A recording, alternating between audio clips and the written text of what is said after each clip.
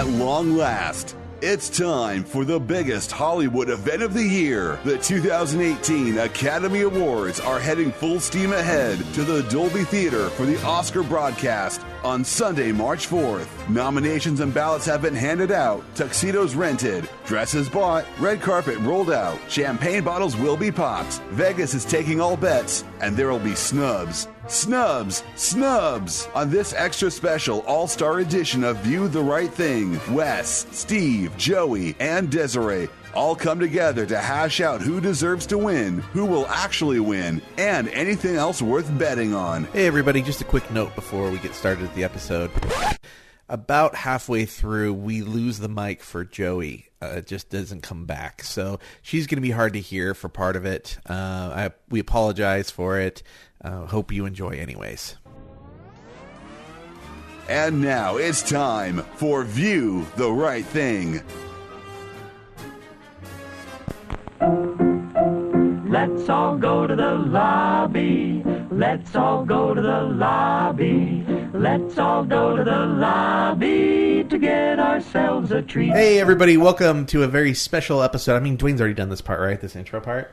But yeah, welcome anyways. We should say one, yeah. To our special Oscar. View the Right Oscar. Yay. We could have started this whole thing like 15 minutes ago without even us knowing. Yeah. If it's entertaining. Yeah, I mean, yeah, who knows? Who knows? We do a little bit of a preamble before we get going, and there was a lot of alt-right stuff in tonight's preamble. Not true. There was a lot of burping. So There was a lot of There burping. was. for the first time ever, we have 4 people on this podcast. Dun, dun, dun. We've never had more than 3 before.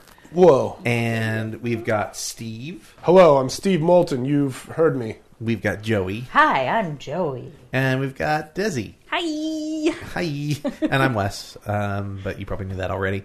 So we're gonna talk. Oscars. You guys want to talk Oscars? Heck yeah. Oh, wait, that's what we're talking about? I didn't know that's what this episode You did, yeah, I didn't prep at all. Before we get into the Oscars, we did have a request from a listener. Oh, yeah? Yeah. And unfortunately, Joey's just going to have to chill and watch us talk about it. She can ask questions, though. LR. Yeah. Listener request. The request was to give a short review of Black Panther. That's good, because I just yeah. saw it a second time. All right. Oh. Steve, second time Steve. That's your new nickname. All right. Because you see all those big action movies twice. At least twice. Yeah. Except Justice League and Wonder Woman. Justice League doesn't count. I kind of agree with you there. But But wait, you didn't see Wonder Woman twice? Wonder Woman's pretty great. Amazingly, I did not see Wonder Woman Steve. twice. It's I'll worth it, tell though. you why. I'm ashamed of you. Because Gal Gadot is so entrancing that I'm pretty much not paying attention to the movie anyway. Fair enough. She hits the screen and I'm just like, duh. And then there's a guy named Steve and I'm like, cool. And that's it. Did you see Wonder Woman more than once? No, Joey? just once. If something's in the movie, or movie theater, I tend to just see it once. All right. Understandable. All right, so Black Panther. Black We'll just give our Panther. quick feelings about the movie. I thought it was a pretty neat movie. Yeah. Wow. Yeah. It's weird because I don't want to give anything away. I don't really want... You haven't seen it. And No. it's probably one you should. I know you're not big on the Marvel movies, but I think you and I talked about this a little bit. Did we Movies? Never. No, we didn't. No, I meant... Did we talk about Black Panther in our pre-recorded episode we just did? I can't I remember. think we kept it off mic. I think we did keep it off mic. So my feeling about it is, Desi and I were sitting in the theater, and I had this realization that as movie lovers, we hear about these iconic movie moments like Star Wars or The Godfather or people lining up around the block or people vomiting in The Exorcist or whatever. Mm-hmm. But we've never really been a part of something historic like that. Right. Because, I wasn't old enough to go see Star Wars in the theater. And I'm even younger. And you're even younger. So I was. did you go see Star Wars in the theater? Like, do you remember lines around the block and that kind of like the first one? When did that come out? 80? 77? 77. No, that was the year I was born. Yeah. Oh. So I was going to say, I remember You're those technically lines. alive. this is Right. the first time in my lifetime where I feel like I'm a part of something of historical film significance. Oh, that's great to hear. It feels like we experience something and are experiencing something very, very special. Pretty cool. Oh, well, now I'm really excited to see it. Yeah, I mean, I think you should. I mean, it's. I mean, besides the fact that it's, the biggest February opening of all time and the biggest black-led film of all time, and it's the biggest black director of all time, and it just is breaking records left and right, and its content is significant. It's important, and there's a lot of really special, messages throughout the film. I think For sure. there's a moment. I want to spoil all of them, but I should. There's a moment in the film. I was actually chatting with somebody on Facebook about this. There's a line in the film where Angela Bassett, is it Bassett or Bassett? Bassett. She says, "Now is your time," and it felt like she was speaking to me. It felt like she was speaking to the kids in the audience. Like, Nice. Yeah. like this is our time. I read a lot of people say, like, black writers say, "This is our Star Wars. This is our moment. This is our first thing." And Awesome. with combining that with some of the things that were said in the movie and done in the movie, And things that happened like days before the movie came out, and sure, all yeah, that kinds of awful stuff. yeah. But it's really, really well made, Yeah. and a lot of really detailed thought went into, like, all of the tribes in the film are based on real tribes, even though they're fictional. Yeah, they did a fantastic job with all the costuming and the set, color and psychology, atmosphere. and everything means something. So there's, like, I won't talk about the scene itself, but there's a moment where there's three characters from Wakanda in a scene together, and the Pan-African flag is green, black, and red. And those three characters, one is wearing all black, one is wearing all green, and one is wearing all red. And it doesn't feel like in your face. You don't even think about it. I can't even think of what scene you're talking about, and I've seen it twice. But it's brilliant. And there's this, I watched an interview with Ryan Coogler where he talked about how the movie is about tradition versus innovation. Yeah. And it's just so well plotted. It's so, like, the blueprint for that. There was so much going into it. It's very impressive. Very cool. Okay. But I'm sold. it's wrapped up in, like, a fun popcorn movie, which Right. is that's Yeah, the yeah. most brilliant part about it. All right. I'm sold. I heard a really cool take on it, which was just that this is the first superhero movie in a while to just have humans fighting humans. And I Sure. thought that was pretty cool. Sure. They were like, it's not a bunch of buildings getting torn down. It's like these guys have to duke it out with each other. And, that hasn't happened since maybe Cap 1, Yeah. I would say. Yeah. Wow, really? What was your so you said you read that or heard that. What was your take, though? I mean, I enjoyed the hell out of it. Yeah. I'm the Joe Six-Pack of the team here. I went in. The first time I saw it, I was falling asleep quite a few times, but that's because I was completely brain dead that day and had very little coffee. So the second time I saw it, I realized I really only missed one really important scene, but I kind of knew that scene was happening anyway. Sure. I'm trying to think of a code word I could say to signify that scene, but okay. it's not important. It's okay. But second time was even better. Sure, some of the tech is a little on the too fantastical side, but, like, that's a minor complaint, especially in a superhero movie. You know what I mean? Yeah. Like, it was cool the whole way around. I liked what went on with good old Claw. I liked what went on with, what is Martin Freeman's name? Is it Ross or Frost? Everett Ross. It is Ross. Yeah. Okay. And I'm not going to get into it, but I wonder if they're giving us a hint about Interesting. a movie that is oh, yet to he's be going to be filmed. Vision, isn't he? Get it? That's a 6-year-old joke, ladies No, and gentlemen. I wonder if there's a hint that we're going to see that character. Cool. I mean, I think he signed on for at least one more movie, so he's going to be Nice. somewhere. But I mean, Steve should know. It's Midnight Sun. yeah, it's Midnight Sun. The No, one time I tried not to make a Midnight Sun joke, and your own wife beats me to the punch. Thumbs up to Desi. I'll throw a hint that that people can think about. I wonder if we're going to see Everett Ross in another movie, but not played by Martin Freeman. Oh. Interesting. So I'll just let people think about it that way. Good. Des, That's a good one. what's your you saw the movie? Yeah. What's your takeaway? It was good. It was really fun.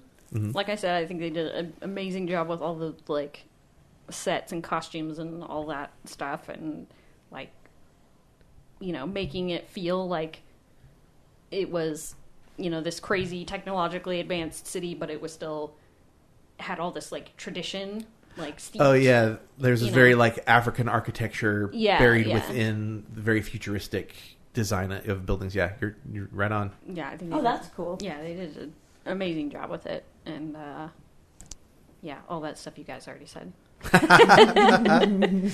I will say somebody who I should look up who the actress is at some point and just really pay attention, because I thought she was a standout for me.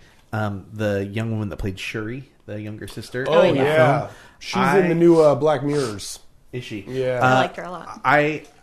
She was my every scene she was in. She was my like favorite line delivery, and her character was just a lot of fun too. She had one of the greatest, let's say, meme jokes Sure, yeah. in possibly movie history, other than X-Men 3. So one of the lines that really stood out to me, wasn't like a meaningful or impactful line. Really, it just stuck with me because I thought it was funny. Was she has a line about shoes in the film, that's and the exact one.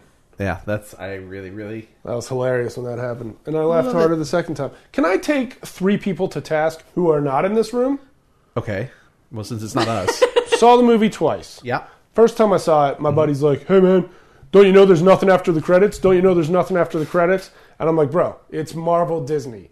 There's definitely something after the credits." Now he was trying to get me to drive him away from there so he could get to his lady. Second time I go see it, I'm also having to say I did not do that, and I proved him dead wrong. Right. Because of course there's something after the credits.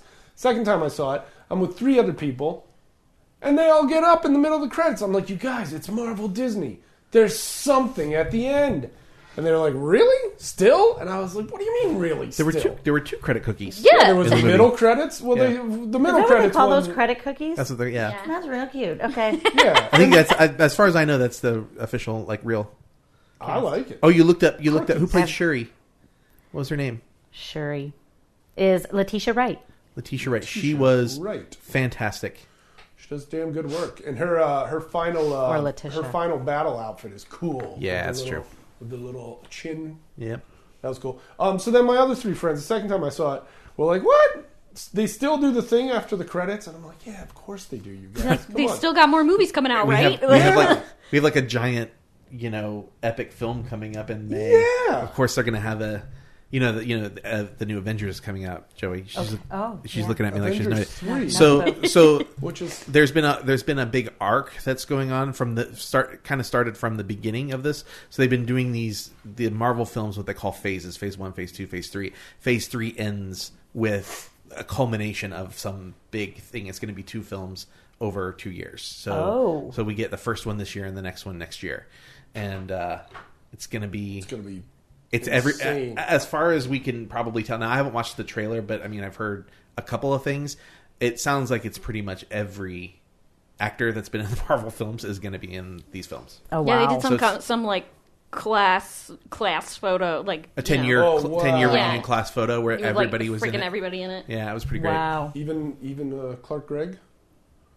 I don't know. It was all the heroes. The class photo was all the heroes. So You don't think he was a hero? Ant-Man and He was Never Coulson. trust a man with 2 first names. That's a fair point. I really like him though. Joking. Okay, so that's our Black Panther thing. I think See Black Panther if you haven't already. sufficiently. If you're listening to this and the I did. Oscars are about to happen and you haven't been out to see Black Panther, I mean, it's not nominated for an Oscar, but get to it. I'm holding the mic for I'll be Des. one of those people. You'll Oh, see it before boy. Oscar night. Come on. I'm going to be out of town on the 4th.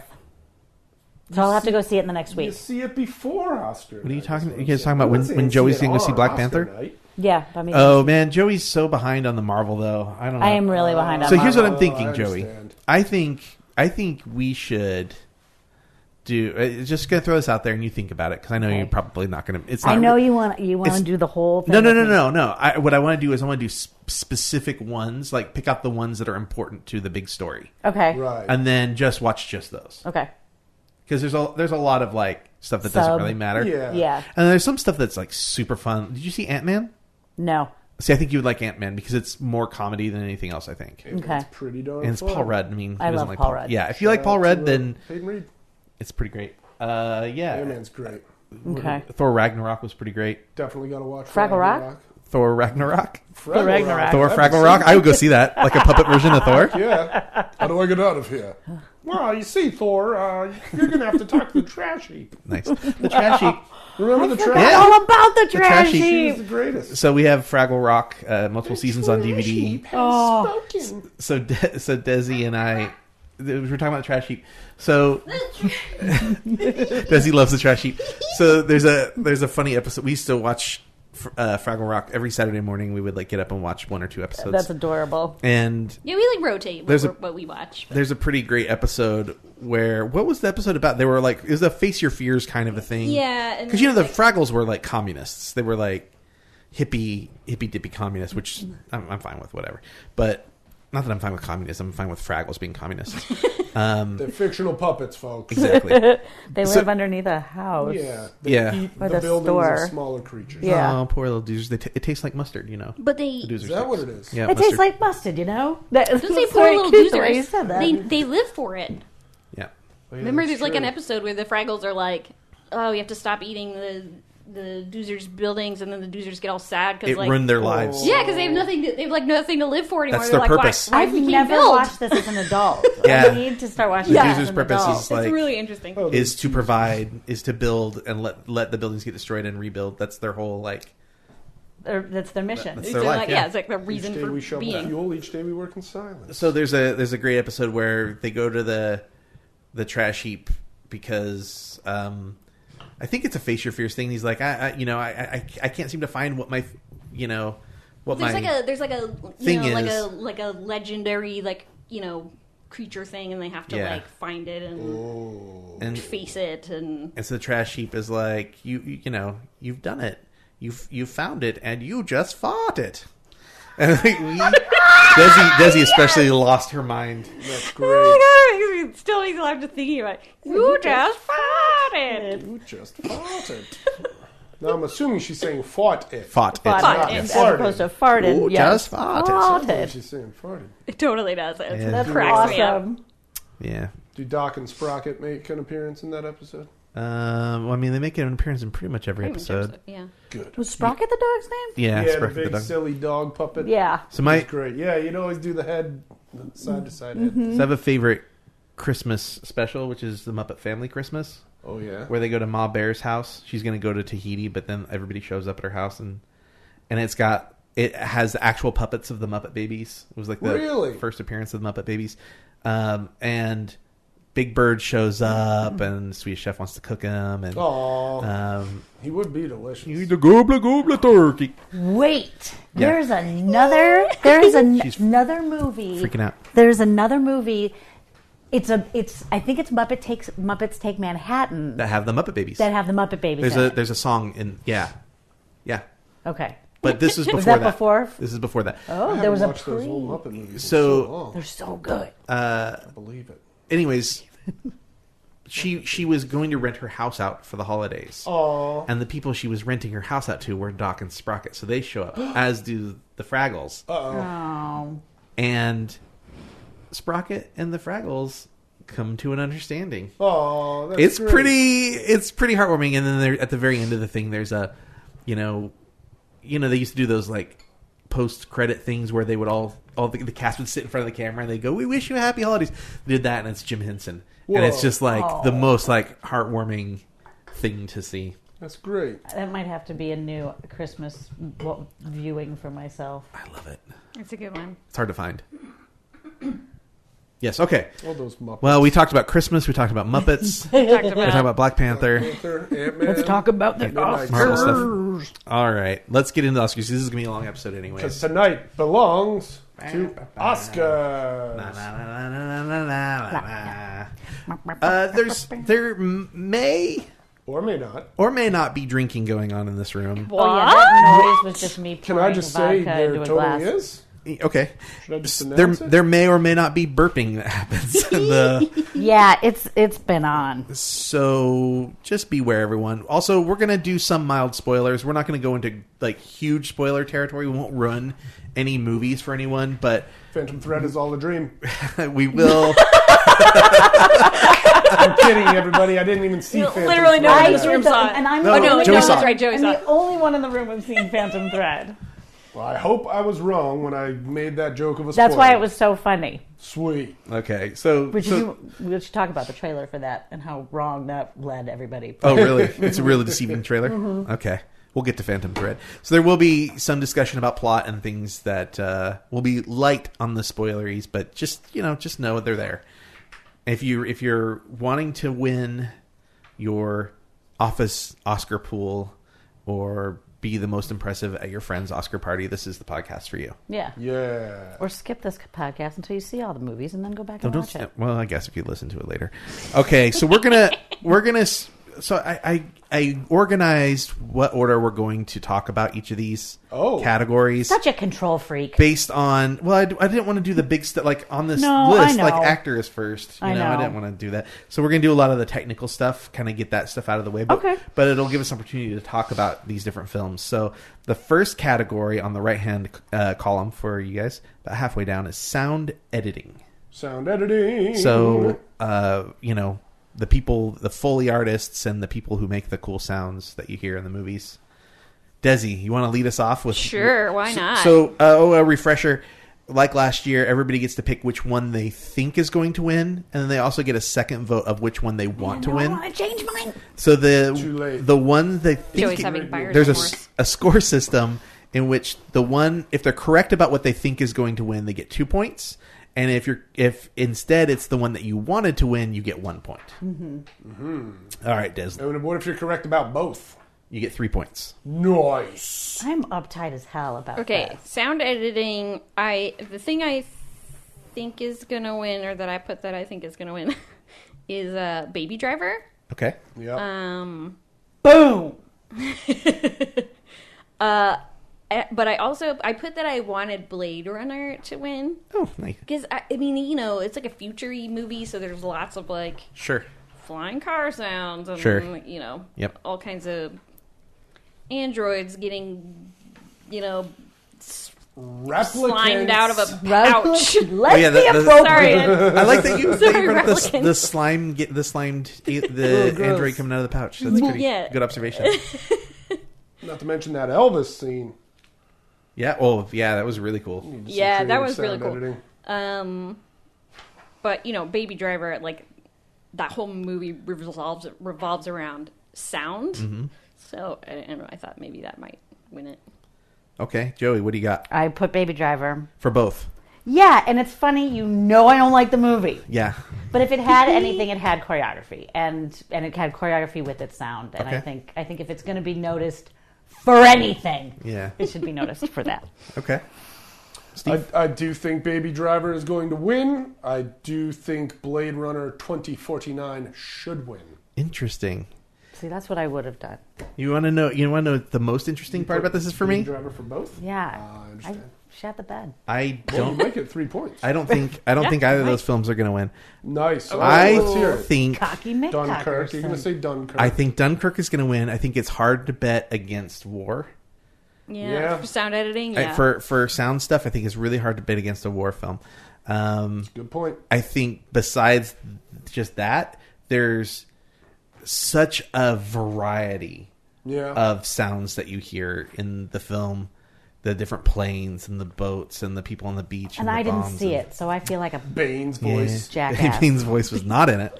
Yeah, I remember at the end. He's I at will he's say- at the comedy He's club. like, hello, boys. Which one of you is Dunkirk? And they just shoot him down. No. what? Welcome to an episode with Steve, Joey.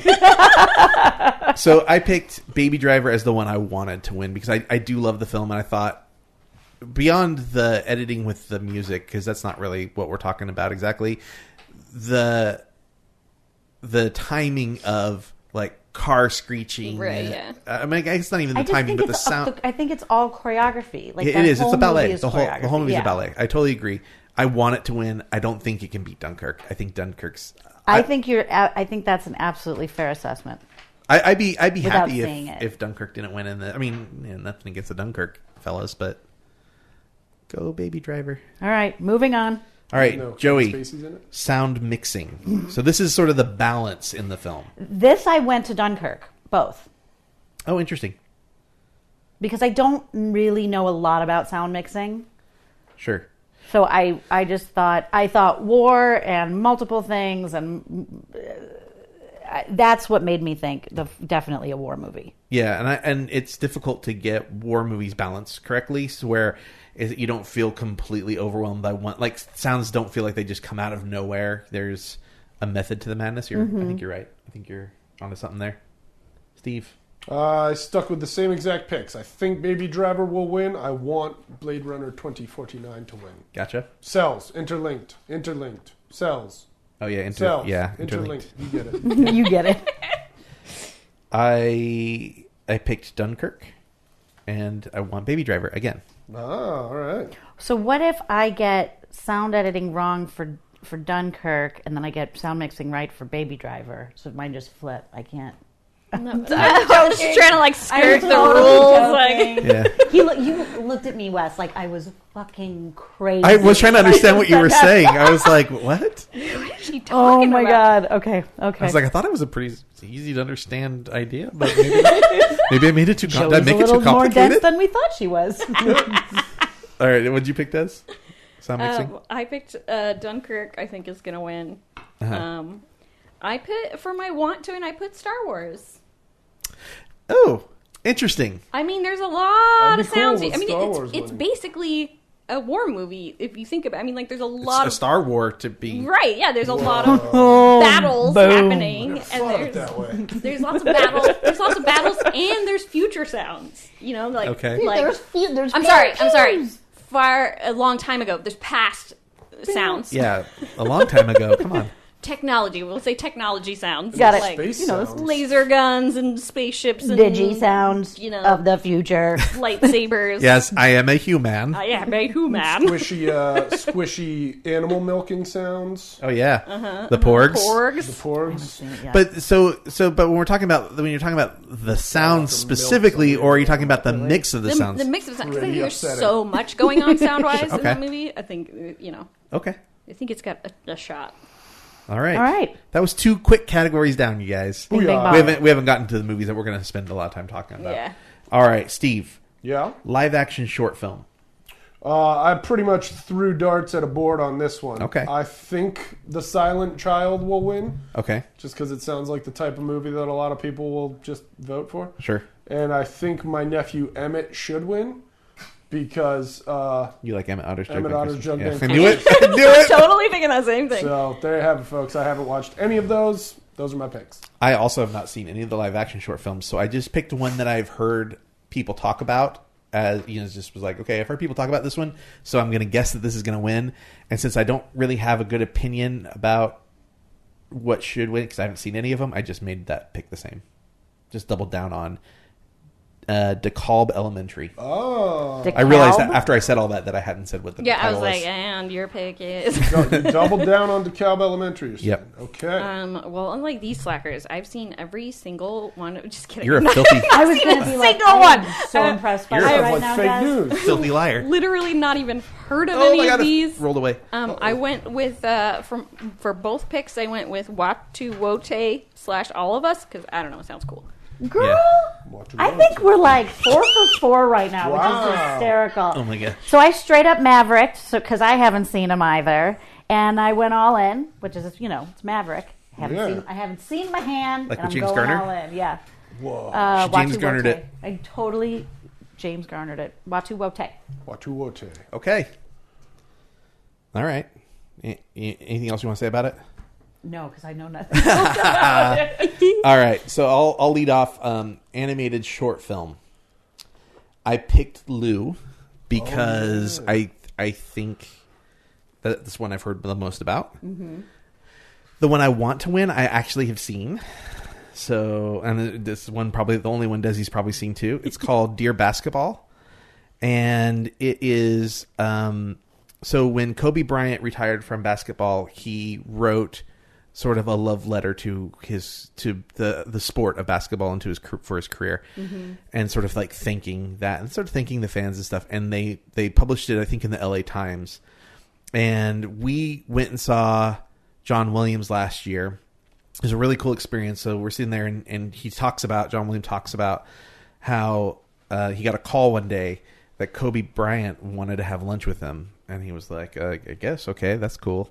So he went to have lunch with Kobe Bryant. And the reason Kobe Bryant wanted to have lunch with him was because Kobe's kid loved the Harry Potter movies. And he knew that John Williams did all the music for Harry Potter movies, so he wanted to meet him and stuff. And so they began this sort of conversation and a friendship. And John Williams has never been to a professional basketball game before, apparently. Wow. So he didn't really have, basketball things to talk about with Kobe or questions or anything like that. But Kobe told him that he was hiring Glenn Keane, who is a legendary animator. He did Beauty and the Beast, for example, for Disney. And he was going to hire Glenn Keane to animate his letter to basketball, Dear Basketball. And he wanted John Williams to do the music, and John Williams said absolutely. Wow. And so anyway, so we're at this thing with John Williams, and he's like, so you're gonna get to see this short film. I'm gonna conduct the music while it plays overhead, and to narrate it, Kobe Bryant. And Kobe Bryant comes out. Wow. And it was so heartfelt and moving and real. And I wish that it was available for people to just watch, because it's sort of like all the things that for sports fans, the things that you love about sports, the sort of romanticism that you have for sports and athletes, this sort of encompasses all of that. And it's very vulnerable at the same time. And it was just a really Cool. It felt like a really special thing. So Did Kobe have to apologize to his wife again? Booyah! I went there. Bang. 10-year-old In joke, your ladies face. and gentlemen. Kobe's gonna be mad when he hears this. Well, if he comes to my neighborhood, I'll take him to Jimmy's Burgers. Okay. All right. So Des, what did you? Okay, so since it's the only one that I've seen, I picked Dear Basketball. To win and To win. No, I actually picked a different one as what I want to win. Interesting. Why? Well, I get there. Right, I picked Dear Basketball because it's the only one I've seen, but also because it was really good. Like Wes said, it was. I would say I'm a casual sports fan. I'm not like super into sports. You don't want to watch it when it's on TV, but you like going to games. Yeah. But I don't really follow like professional basketball. That's my fault, probably. Well, yeah, because you got pissed off that the Sonics left Seattle, and you're like, I'll never watch baseball again. Basketball. I'll watch baseball. Maybe basketball. Yeah, I will. I refuse to become a basketball fan again until the Supersonics return to Seattle. Yeah. Wow. So we don't really watch basketball in our household.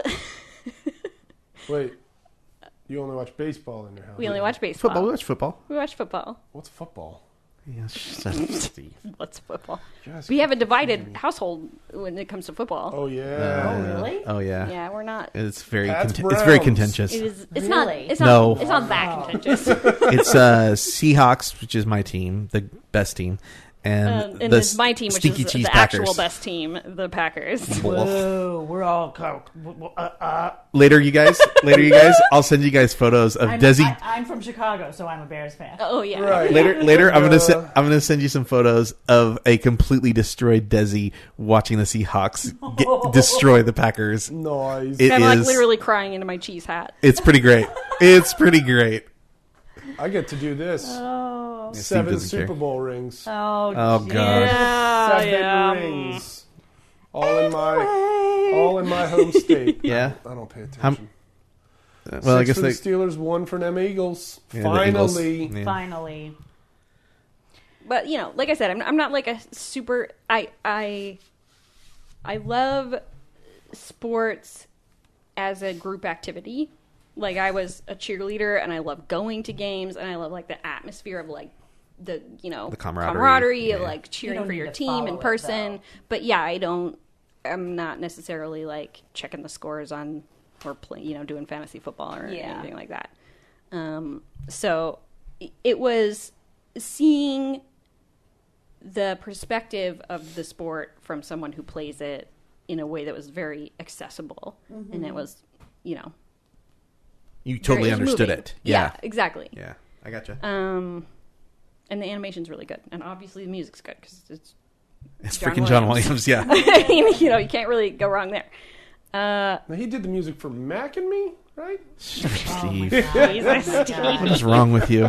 Which What always makes isn't me- wrong with Have me? you ever seen that bit that Paul Rudd does? Yes. Yes. Oh my god. Every The time. Ant-Man was pretty good. It Every is so time. funny, and I'll watch it over and over and over again. A movie written by Coca-Cola. Okay, so what was the one you picked? Okay, so the one that I picked for my want to win, I picked because of the title. I don't know that this is what it's about, but it sounds like it could be maybe a socially relevant topic right now. I picked Revolting Rhymes. Oh. Okay. Like I said, I haven't seen any of the others. Do you think it's about dirty limericks? No.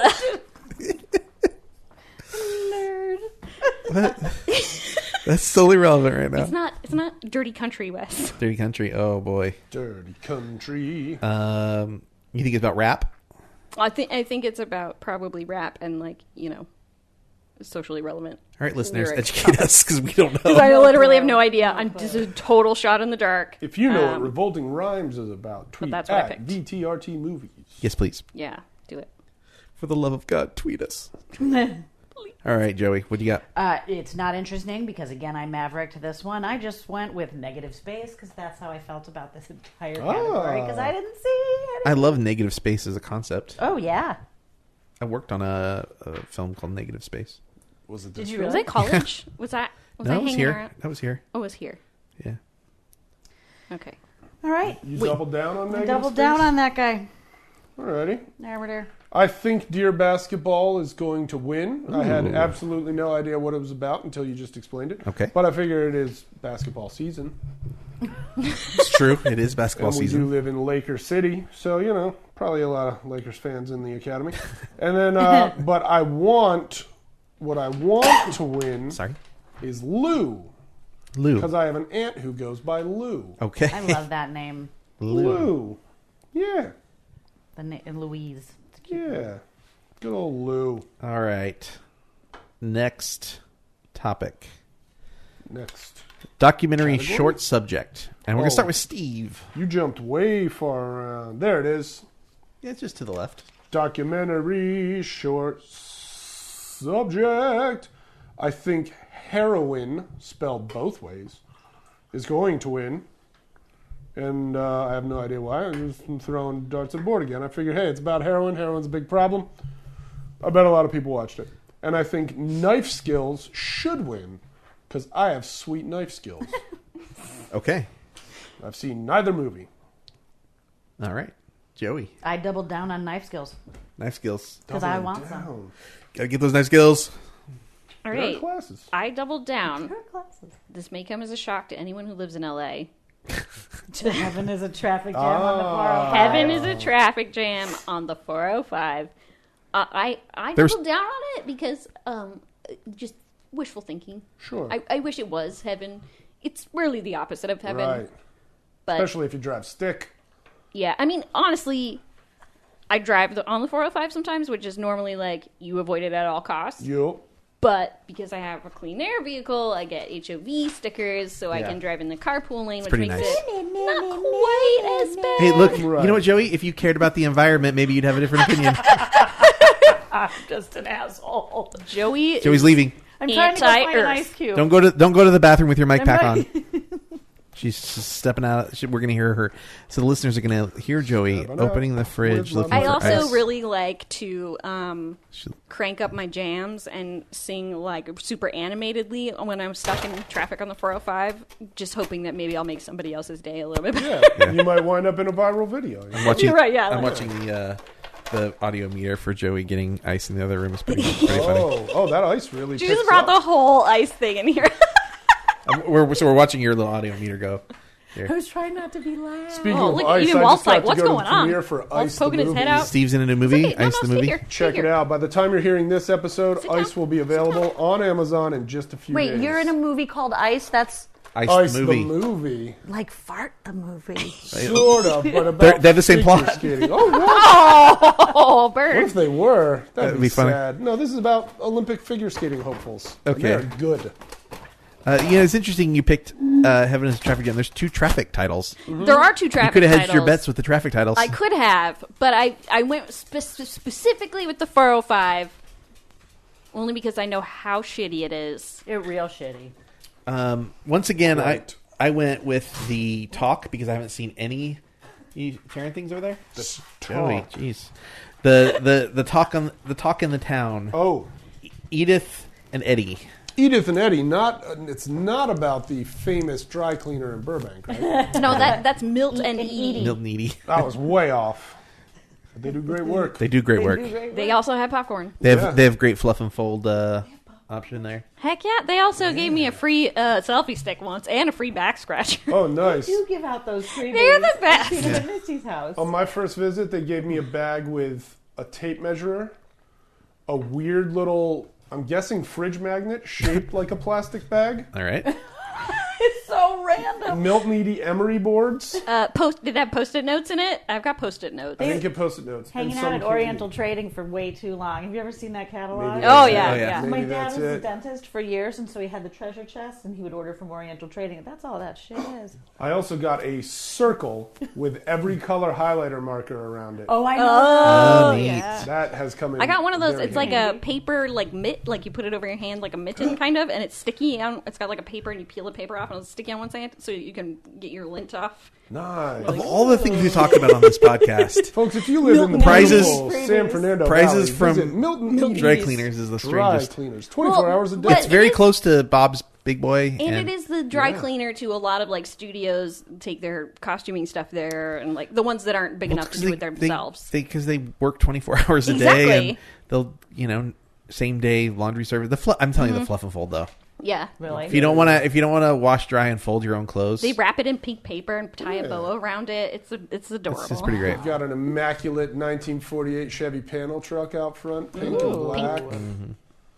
Delicious and nutritious. All right, so I think that was it, right? Yeah, it was the last one. Edith and Eddie. Joey, Where am I? documentary feature right above that. Man, nobody cares. And so actually I can talk about 4 of these. Oh, by the way, when I I actually said can nobody talk- cares, I mean nobody cares about what I think. No, I care what you think. I care what you pick. Nobody cares about your documentary features. I doubled down on Last Men in Aleppo Oh. It's a good pick. because I thought it might be timely. It's very timely. It's a very good pick. Desiree. I doubled down on Strong Island. I Long Island, bro. Well, you listened and watched a little bit of it with me, right? Yeah, I didn't sit down and watch any of these, but Wes watches movies in the next room while I'm working, so I hear like the plot and the dialogue from a lot of them.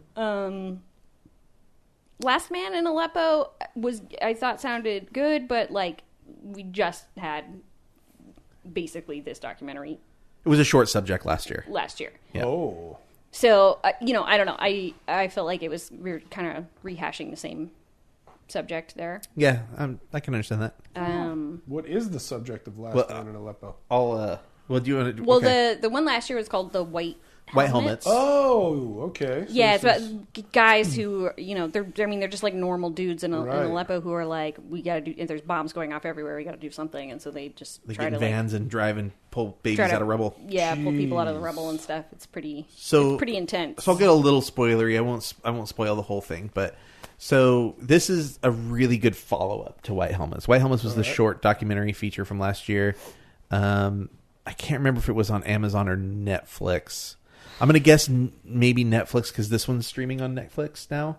Aha. It follows. The interesting thing is it's different filmmakers, but follows some of the same people in Oh, Aleppo. wow. Yeah. And I'll tell you, if you are really sensitive to children, animals, just people in general being hurt or killed, you see dismembered body parts. No. Almost immediately you see a dead baby. It's a very, very difficult film to watch. Yeah. It's an important subject matter, It's but what's special about it, and I think what saves it from sort of being a rehash of last year is because we've seen some of these I don't want to say characters, these people before. You're now seeing like a year later or so, and sort of where they are mentally, and sort of the decisions that now they're, there's a lot of people have this mentality whenever there's a disaster or a war that I'm not going to leave my home. This is my home. I'm going to stay here. And a lot of people feel that way. However, people can't get out of Aleppo is part of the problem. And for these people to sort of be faced with like, what do I do? How do I get my children out of here? Or should I get my children out of here? Being faced with these decisions. So that's one aspect that sort of saves it from being a rehash. The other is that it's shot in a way that's incredibly cinematic, in a way that documentary has not been done before. It looks like a film. And there were some problems I had with it that I think maybe are attributed to that. There are moments in the film where some of it doesn't quite feel 100% genuine. Like, like the people are a little maybe too aware of the camera, or they sit down and start talking to each other, and you sort of kind of feel like, oh, was this sort of staged? Were they told to sit down and have a conversation? Or, but that, I think part of that is because it looks so much like a cinematic film that I think that's maybe what led me to kind of feel that way. But it's really interesting, and it's heartbreaking. The end blew me away. Wow. Okay. So I really failed because I forgot that a lot of these things you could actually stream online, and I just documentary, especially right before Oscars. Last year they did a lot of the short documentary subjects, but I did some searches for them, and I for some reason couldn't find any of the short ones. But 4 of the features, 1 was on Amazon and 3 were on Netflix, so that made it really, really easy. yeah. So anyway, I doubled down on Strong Island. I heard you heard and / watched part of this. And it's let's real quick go over Strong Island. So so the ones that I saw, what I heard / saw was Abacus, Small Enough to Jail, which was really interesting, and we could be also timely because we could be about to see stuff like this again. Be on a we'll talk about that one in a second. So why don't you talk about Strong Island, though? So Strong Island is a really interesting, again, sort of timely right now. It's really strange how many sort of historically relevant topics are relevant again right now that shouldn't need to be relevant right now. Well, in this particular documentary, it's an unending battle. It's something that's been going on for a long time, a century, and it's like a little bit heartbreaking. I mean, it's really heartbreaking, but sure. It's about a guy who gets shot. He's a black guy, young, and the white guy who shoots him basically. Well, I mean, he doesn't. They don't even take it to trial. Like, they take it to before a grand jury, and the grand jury to decide whether or not to take it to trial. Yeah, and they're like. Well, it's really interesting because they really paint an interesting case. So it is really interesting. I mean, you definitely can kind of see both sides. Like, well, it's the filmmaker is Yancey Ford, who is the sister, one of the younger sisters of this guy, and she feels the white dude. No. Of the her brother was shot and killed. Okay. She is sort of filled with, understandable frustration and sadness, grief, and guilt. I won't go completely into why, but because I think you should see it. Yeah. But like the big thing is she wants to know why it didn't go to trial, and with a grand jury, people don't have to talk about it. It's not exactly a public record, and the prosecutors can't talk about it. So, and it's a situation where you have 25 jurors instead of 12, and they don't have to. They basically have to decide whether there's Cause enough. enough cause to take it to trial, like enough Wow. reason that it should go to trial, Right. like which they kind of, they decide against, and then it's kind of they're trying to figure out And when- why did they decide that, and by the time you find out why it didn't go to trial, why the decision was made, you understand it. yeah, You don't necessarily agree or with it, disagree. yeah. I'm not sure. Like it was a situation where it's like, oh, I just completely disagree.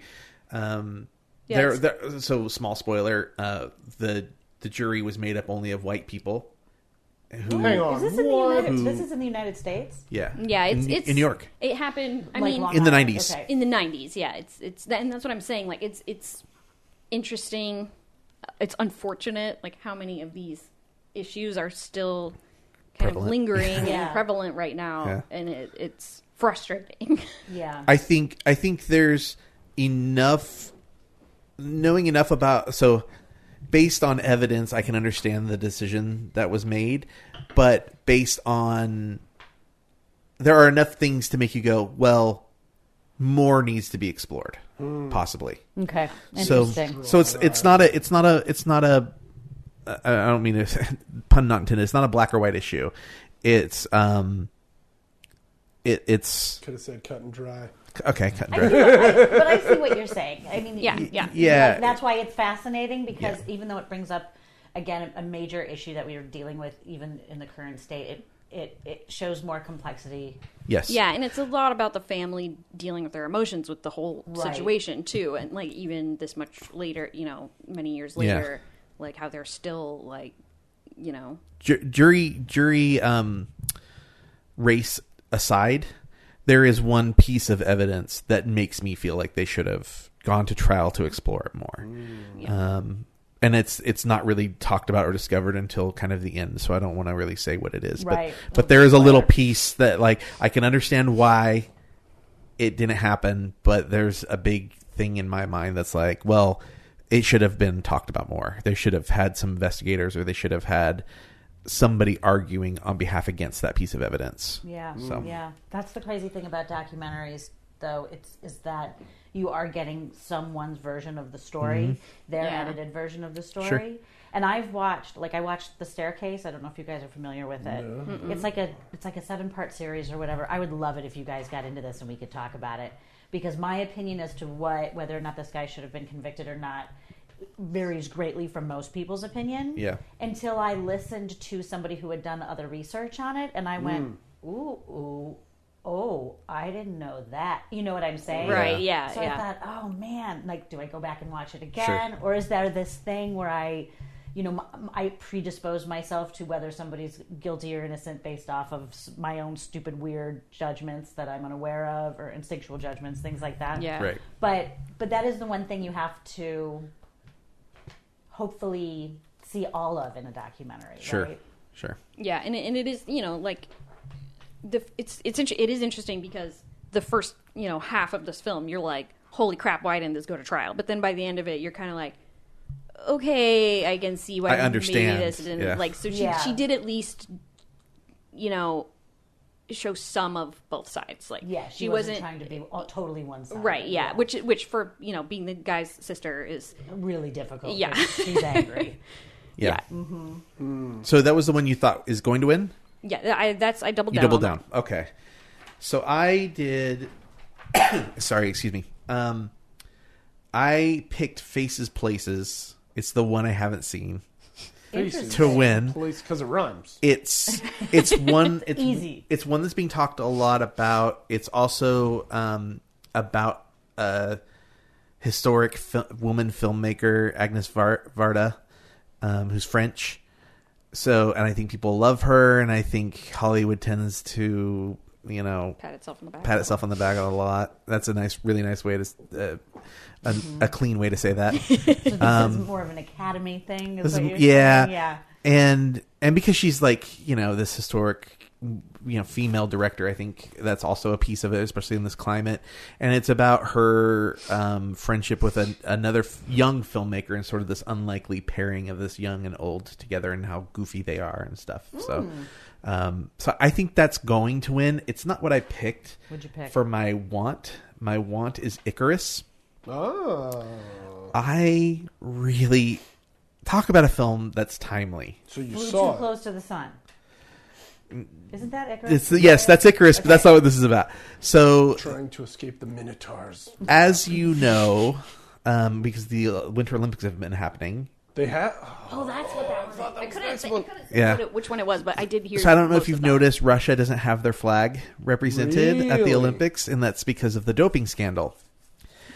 This is Yeah, they can't fly their flag. They're the Olympic athletes from Russia. Wow. Yeah, representing Russia. Yeah, something like that. Yeah, they're Whoa. the Also, OAR this Oh year. yeah, OAR. All their stuff says OAR. They have no flags What on does anything. OAR mean? The Olympic Athletes of from Russia.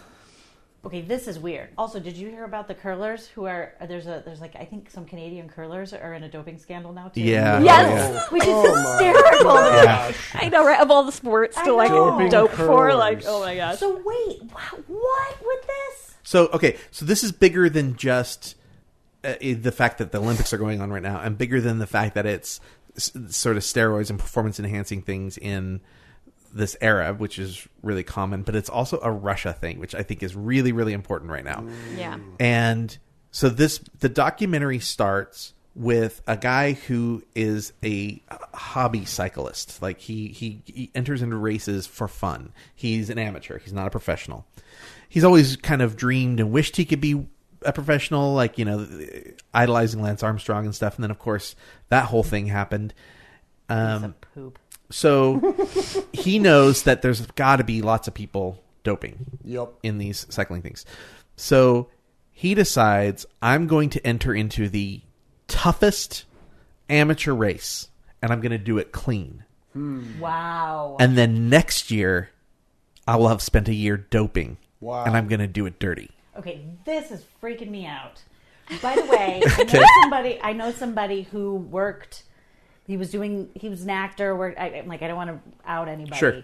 And got to know a lot of the cyclists and Lance Armstrong and blah blah blah because he was working like on this campaign. Oh. To the point that like he knew about these guys would have things in their arms, like that had like heroin or whatever in it. That I think it was heroin, to be honest with Oh, you. wow. Jeez. That once they got to a certain point in the race, they'd slap their arms so it would break and go into Good their system. Oh my god, that's so Weird. crazy. Like that's how intense That's this crazy. shit gets with these guys, yeah. Wow. So Thank you, nurse. right? he wants to do it in a smart.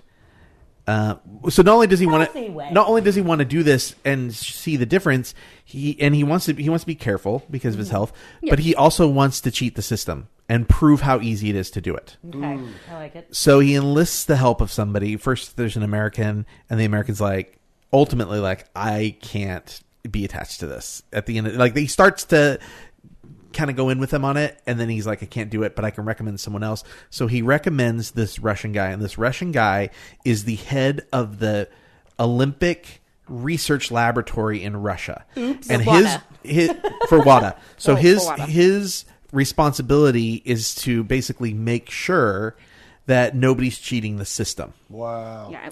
It turns if anybody out, doesn't know what WADA So- is, it's so- the I don't World know Anti-Doping So- Agency. Okay. yeah. So I'm going to kind of give the big broad stroke sorry. here, and that's Russia for roughly 60 years has been doping in the Olympics. They've been cheating in the Olympics. That doesn't sound And like there's- something they do. and there's No. not only do they know about this, but there's documentation and evidence Wow. going back a very, very long way and To, like, showing the where it comes 60s from. or And something, it's state sponsored, and there's a trail that goes all the way up to Putin. It's so gross. The Olympics are gross. So this guy sort of becomes a whistleblower in Russia. Nice. And it becomes so it starts as this thing where this guy is like, oh, let's see if we can cheat the system. And that has a really interesting outcome that you find out about 30 minutes into the movie. Like, that story is done 30 minutes in. Wow. The rest of it's about exposing what happened in Russia and, Over those 60 years. well, mostly over the last... the only thing that's really relevant is everything going back to the London Games. Okay. So over the last, like less than 20 years. So this guy's career, basically, the guy Okay. who's helping him. Yeah. And what happens to this Russian man's life because of it. And it is, I mean, you can like read online, you can read newspaper articles and stuff like that, but I mean, it's a scary, harrowing story. Because of the fact that he was outing his own government. He's outing his own government. And like, I mean, he like within the first half of the film flees Russia. Like, he's afraid for his life. Like, Whoa. It's crazy. I don't want to say too much. I don't want to say too much about yeah, it. I don't want to say much more Reds. than that, but I like, remember hearing about the story, like when the Sochi Olympics. Yeah, so he was part of this. Oh, so the Yeah. sign, when the sign didn't go on the right way during the opening ceremonies, the guy who was in charge of it was found dead in his hotel room the next morning. Well, Yeah, it's you should super watch this crazy. documentary I because mean, this is it's- some nutty fucking shit. it's right really here. Yeah. it feels with Russian interference in, I don't care what side of this stuff you are on politically, but with Russian interference in the election and all this stuff, it seems really, really timely that this documentary came out last year. Yeah.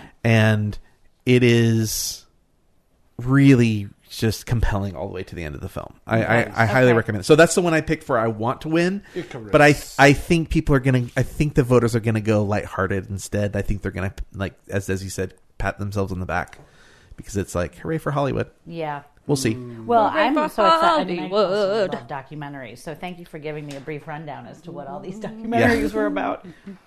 Steve, what'd you pick? And then For we'll talk about documentary Abacus. feature, I think Icarus is going to win. I had absolutely no idea what it was about until just a few moments ago. Okay. Nice. But I Good really choice. love the video game Kid Icarus for Okay. the Nintendo Entertainment System. Okay.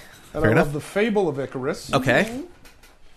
And just the idea of, building your own wings out of wax and feathers. Yeah. And I put a star next to Strong Island as my personal pick. Yeah, it's a good one. Also having no idea what it was about, but I like a good New York pun. yeah. Well, in the title, so the title comes from there's like these pockets of Long Island that what is it, like the 70s or 80s? Please They hit this was that in the- G a lot harder this- when you say it. This Island. island. Guiland. So in this they Long moved Island. in the late 70s, early 80s, I think. Right, Sandwich. yeah. So they kind of like they were trying to attract basically Mob.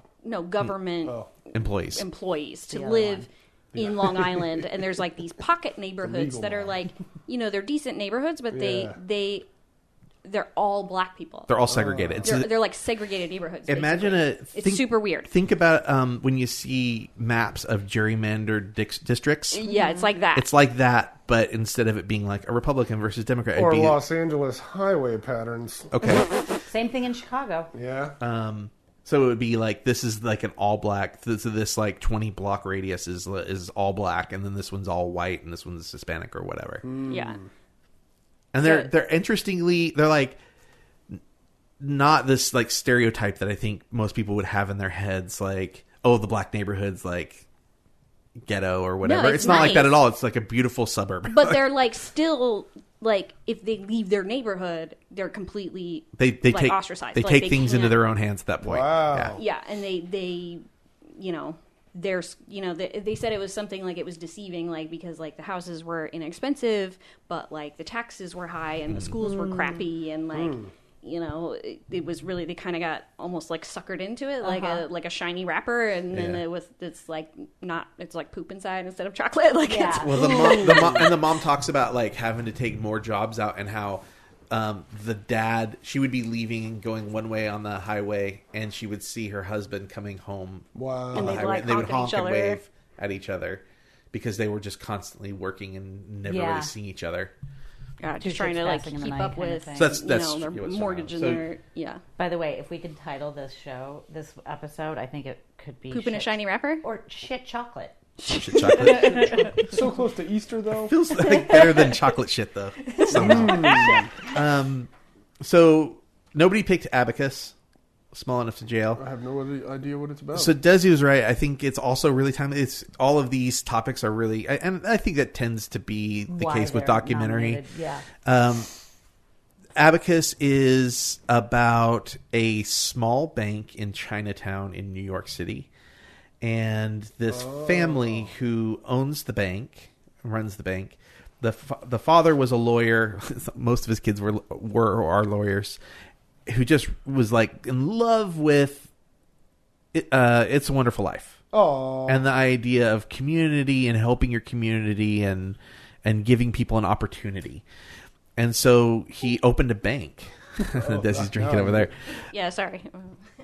So he opens this bank, and the kids grow up and they end up working there too. Like one's the CEO and one's the director.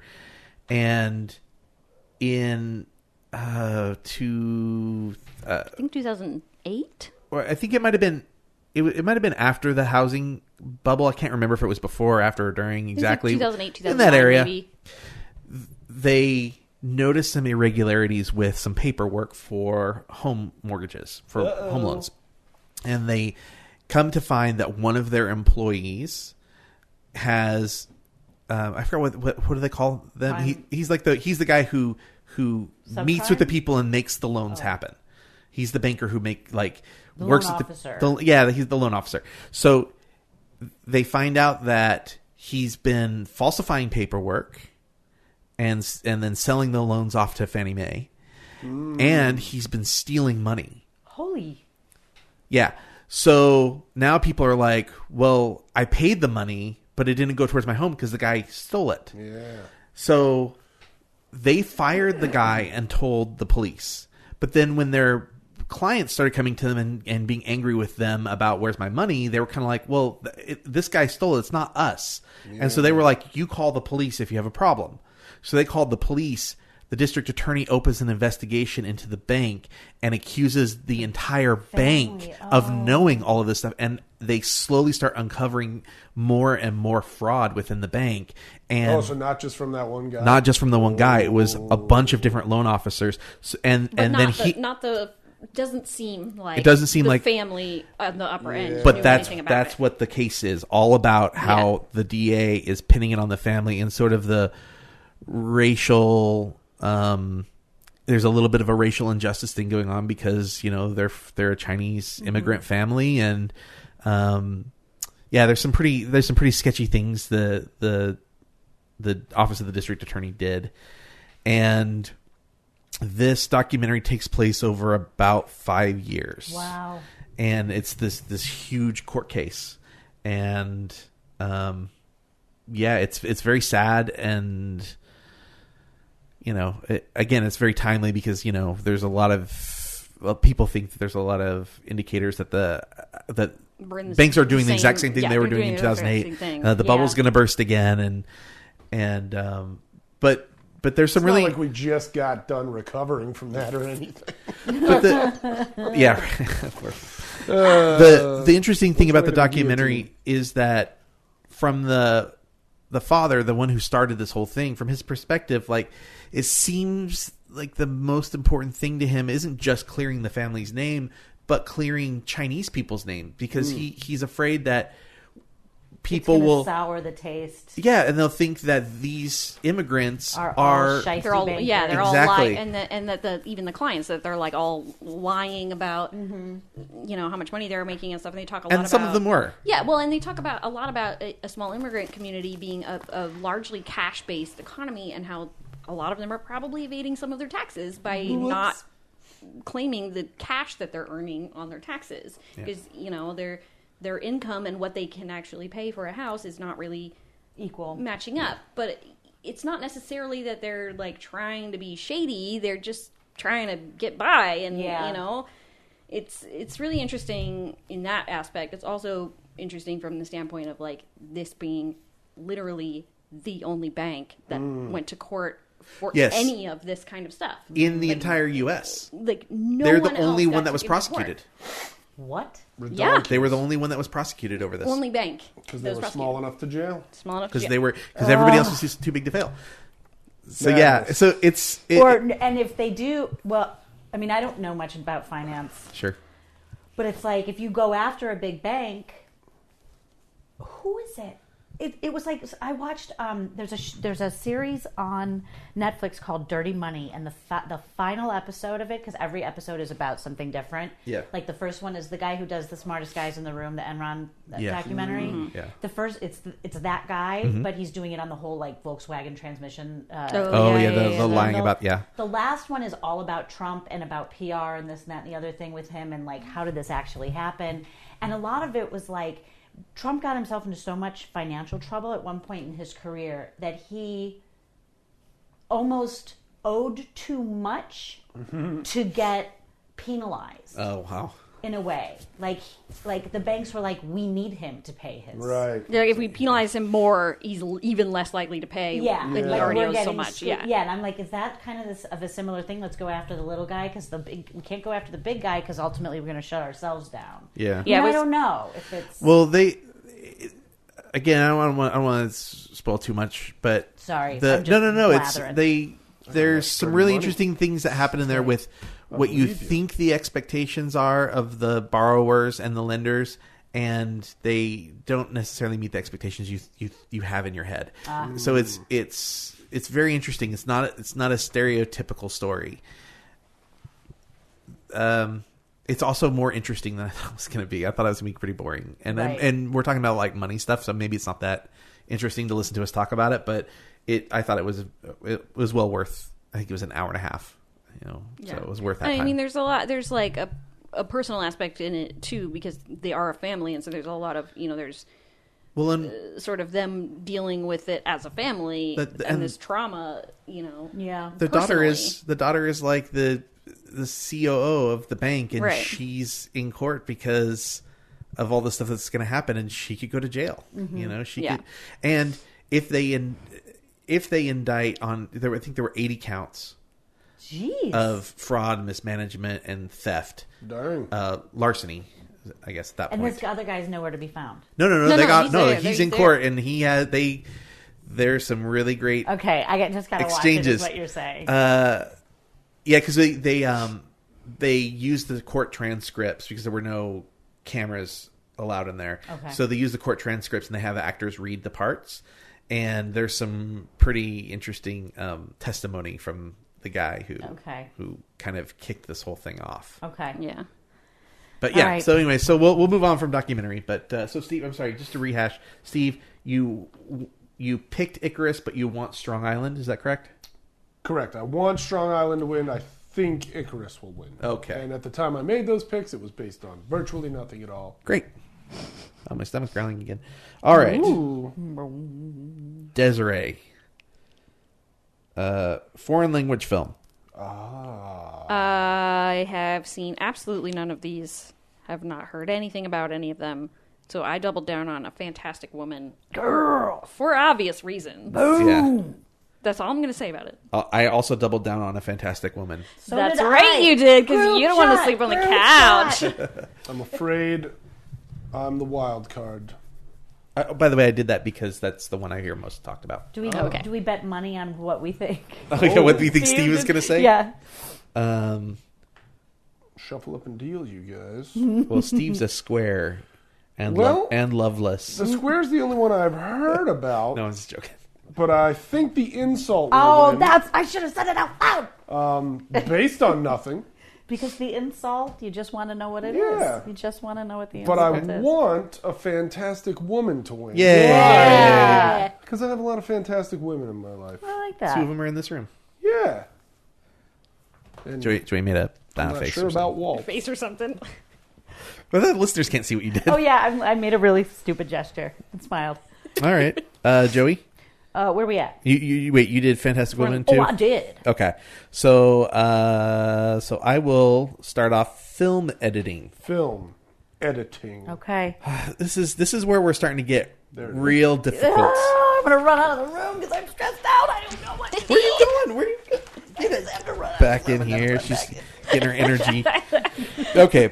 I picked Dunkirk. Again, I think it was edited so interestingly. I wish I could have seen it. I really So- boned myself. So there's different I'll talk about why I think that editing is interesting in the movie. There's different stories happening. You're being told sort of this the moments that lead up to the Dunkirk rescue. Well, there's Walt. Walt loves it. Walt Walty agrees. It's okay, buddy. Come here. Walt's Did like, you want some "British vodka too? seafaring." No, I'm just kidding. You can't have That's vodka. exactly what it was. It was like, bitch, Come on, I'll man. drink all that vodka. Walt All right, so trapped under his duck blanket. let me rescue Walt real quick. He can't find the edge. He gets himself all bundled Hey, up. Dunkirk, tell me how to fly this plane. So the story is told from pretty much three perspectives, and they all take place over a different period of time, and the movie intercuts between them. So one is an hour before the rescue, one is a day, I think, Yeah. and one is a week Yeah. before the rescue. And you throughout the film, there are moments where you're intentionally not exactly sure where you're at Right. in the thing, and then when it all comes together, it kind of blows you away. Yeah. They also shot part of it on IMAX, and I think like the use of that and how they cut that it was beautiful. It was very, very pretty. So that's why I chose that as the one I think is going to win. The one I want to win is Baby Driver, because the editing is so much fun. Yeah. Let's next? go, Steve. Okay. I too think Dunkirk will win, mostly just because of Bane. What? The actor who played Bane is in Dunkirk. I love him so much. I have the pilot biggest in that. dumb crush on him. You guys, And get he off wears my beach. and he wears a mask that he speaks into. In Tom Hardy is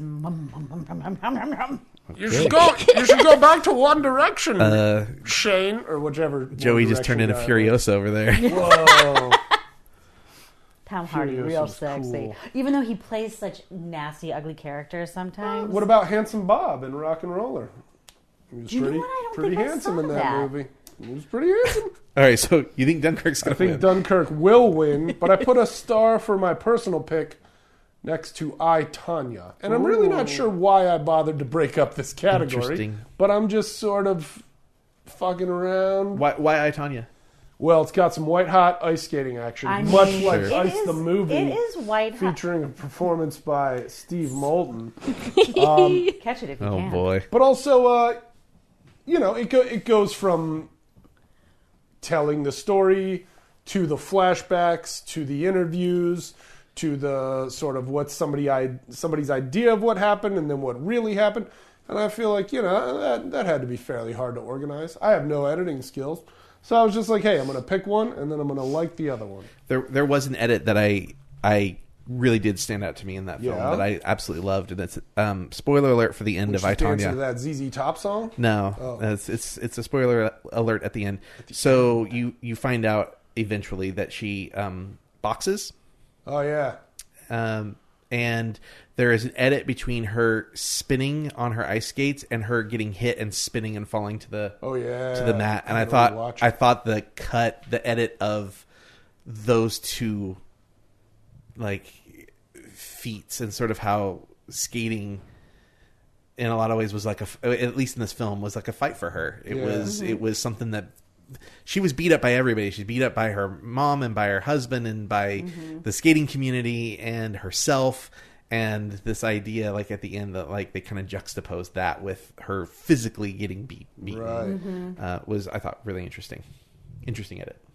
Maybe it's enough for the gold, the Oscar gold. Maybe. I don't know. Joey. Because I didn't see Dunkirk, I feel like this is not a fully educated answer. But I think I said Baby Driver was going to win, and my choice was I, Tanya. All right. Okay.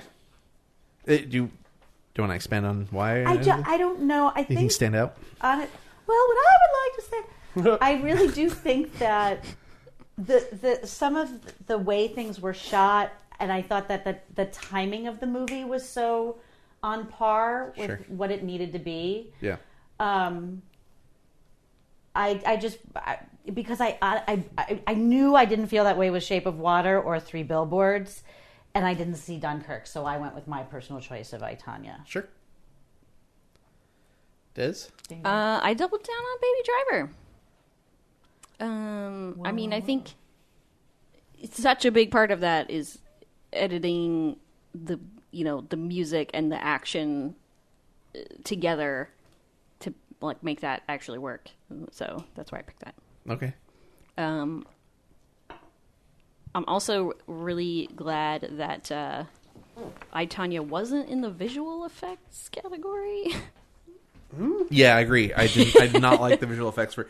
There's a, Well, I mean, Margot Robbie does a lot of her own skating, but not a lot of the like stunts. So there's some I didn't digital. think she did any of her own skating. She she did did. basics. Yeah, Oh, wow, yeah, okay. She did basic basics. stuff. She didn't do like any of the spins. She didn't do any of the No jumps. jumping. Whereas nothing in like that. Ice the movie, they all do their own skating. Good to know. Available on Amazon So mid-March. so there's some digital face transferring. I had a real. My phone. Oh, if only that had been 2 seconds early. That would have been perfect. Digital face transferring that's not immaculate. Yeah, but I still think that wouldn't have been something that would be Oscar worthy, right? I don't know if you did it really well, maybe, I guess you're right. but If you it's- they've thought also it was been actually doing it Margot since Robbie, Phantom like, Menace. if Yeah. it looked like Margot Robbie, like if you weren't like, oh, that's not her. but you doing can that. tell, at least on our screen. Granted, we have a big screen, but if you went and saw that in the theater, It's you can tell it's not Margot 127 Robbie in some of those shots, and they tried to digitally put her face in some of them. So it's like there's like because it was, frames. I was looking for it, and it was hard for me to tell. There were frames where Also, have you it was seen their not. TV? I haven't watched a movie got- on their TV. They got a TV. It's large, and we that'll- sit close to it, and it was like, whoa, that's totally not her. I'm pretty sure wow. it X-rayed me one time. the TV of X-ray. yours, yeah. Whereas on my TV, it looked great. Yeah, well, but if you were in My a TV's 32 inches. see, but you both Right. watched it on a screener, right, at home. No, I saw it in the theater. You saw it in the theater, and you didn't notice. Oh, I didn't notice it in the All theater. right, well, maybe Interesting. we're just being extra butsy. I don't know. Yeah, I don't know. I But that's the thing, like, it didn't get nominated. you, well, exactly. But Yeah, you yeah. also, I mean, I have not seen a movie on your screen, so, and I do know that, like, in certain, some things are just so freaking clear that you can Yeah. tell. Yeah. Yeah. But that's why when you and I were talking about it, and you were like, "Oh, it's totally green screened or whatever," and I was like, "I just saw an interview. Like recently, I did. I'm like, I just saw an interview where she was like, I trained for 5 hours a day, 5 days a week for like 3 months or something like that." Yeah. Yeah. And I was like, "Ma, oh nah." So she was definitely like, Oh yeah, But I she guess- was. Oh, yeah, She was yeah, doing yeah. all the basics, but she wasn't doing any of the actual like. Jumping and spinning and well, stuff. especially because you're supposed to be a freaking like Professional Olympic athlete? Yeah. caliber. Yeah. I'm not surprised. Yeah. Yeah. You know. Women who can do that start at 4, Right, Right. exactly. if not younger, maybe. Right. Maybe 3. You don't want to go breaking an ankle trying to Yeah. look like a pro athlete. Right. Yeah, I was really Let confused. the pros do it. I was really confused when we saw it because I was like, it looked really bad to me. That couldn't have been her. So I looked it up, and I was like seeing articles where the visual effects company was like super proud of the work, and I was like, and they talked about how they digitally imposed Margot Robbie's face on. Part of the problem is her face is too big for the body in the shots. Like they didn't size Scale it it correct. Yeah, they properly? didn't scale it properly. Whoa. It's just Now I want to see it on your TV. So badly. All right, sorry, I took us away from the category we were actually I'm on. sorry. but, I'm sorry. Yeah, so I doubled down on Baby Oh, boy. Driver for film editing. sliding around. Sorry. You got a scaring the slippery dog. floor. we Well, gotta get that's your okay, breaks for your casters. It's okay, buddy. Well, it's like, oh my god, it's gonna run into me. All right.